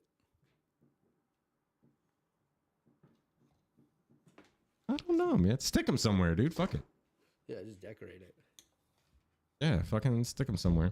Oh, I don't know if anybody knows this, but you notice in your box, you hand me one of those boxes, please. One of the Funko Pop boxes. All right. So you notice inside your Funko Pop, I leave mine in. Okay. I'll leave mine in the box. But inside this box is a clear plastic ring right here. Oh, yeah. For your guy to stand on. Or girl. All right. Guy or girl. Doesn't matter. All right. This whole time I've been collecting these damn things. I had no idea it was in there. But thanks to TikTok and Instagram, I found out. That's funny. So there is some good that comes from TikTok and Instagram. That's funny. You didn't know that. That's frustrating. Yeah, man. Because somewhat like there's a few right there that don't stand up on their own. Yeah. And I'm like, oh, I hate this. You know, I gotta like find some way to stick it on there. So yeah. Well, let me tell you, man, that looks really good. It still looks fucking cool, dude. Cool. Yeah, man. I mean, I would just take those extra pieces, dude, and throw them somewhere. But that sucks. Is it like nothing sticks on the palm or anything? Because it feels like something should go there.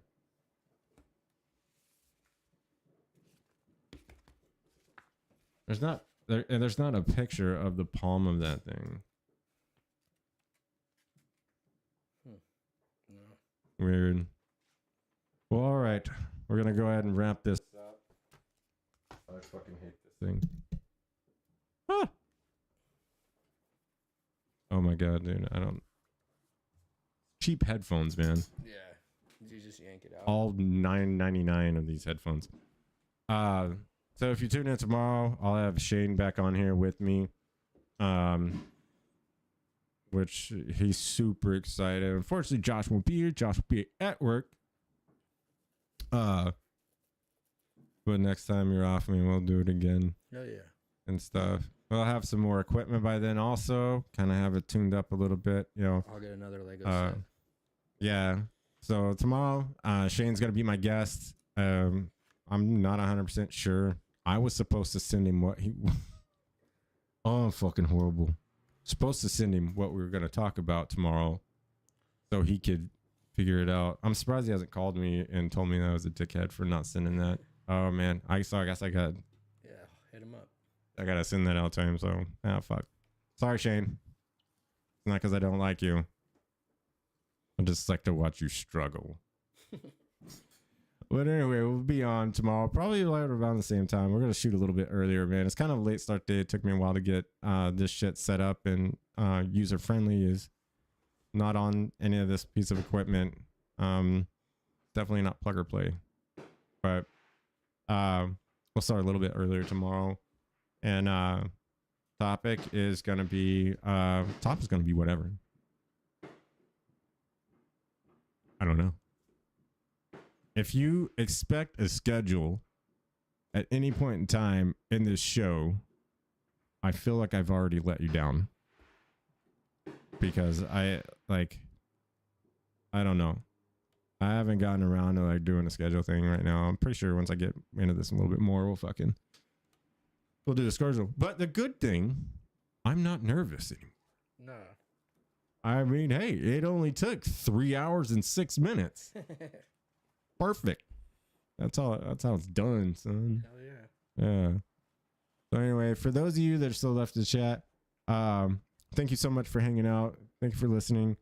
I really appreciate that. You know, the more the channel grows, the more I hope that like we're able to I really do hope that like there's something in here that's gonna help somebody. If this show helps one person, then it's a success. You know, if this show makes people laugh, that's a success for me. And this isn't about money or wanting to be famous. It's just about, you know, putting myself out there with me and my guests to see if there's something that can either entertain or help a certain individual, man. It's very important that as humans, we stop being dicks to each other. Stop trying to outdo everybody and shut everybody down. You know, you gotta help your fellow human out, man. I'm not saying that there's not horrible people out there that don't deserve help, but what I'm saying is like there's a lot of people that do deserve, you know, some respect and shit. And you know, and stop on the judgment. So, what'd you do? That camera hasn't shaken the whole time until you did that. Still wiggles. Look at that. I fixed the camera shaking a little bit, not a lot, but a little bit. There's a pizza box. Fucking genius. So, but anyway, like, man, I love you guys. You guys are absolutely awesome. And look forward to catching you next time. Remember, this is an active podcast show where chat can hop in here, throw out some suggestions, throw out some questions, and we'll try and get them answered as best as possible. Remember, you can't get help with something if you don't let people know, you know? So it's good to get that out there. And I promise tomorrow I'm going to wear a shirt that doesn't fuck with me so much so I'm not jib jiving and shit. Jesus. Jib jiving. Yeah, jib jiving. Juke jive, whatever. So, but anyway, I love you guys very much, and we see you next time. So thanks for watching.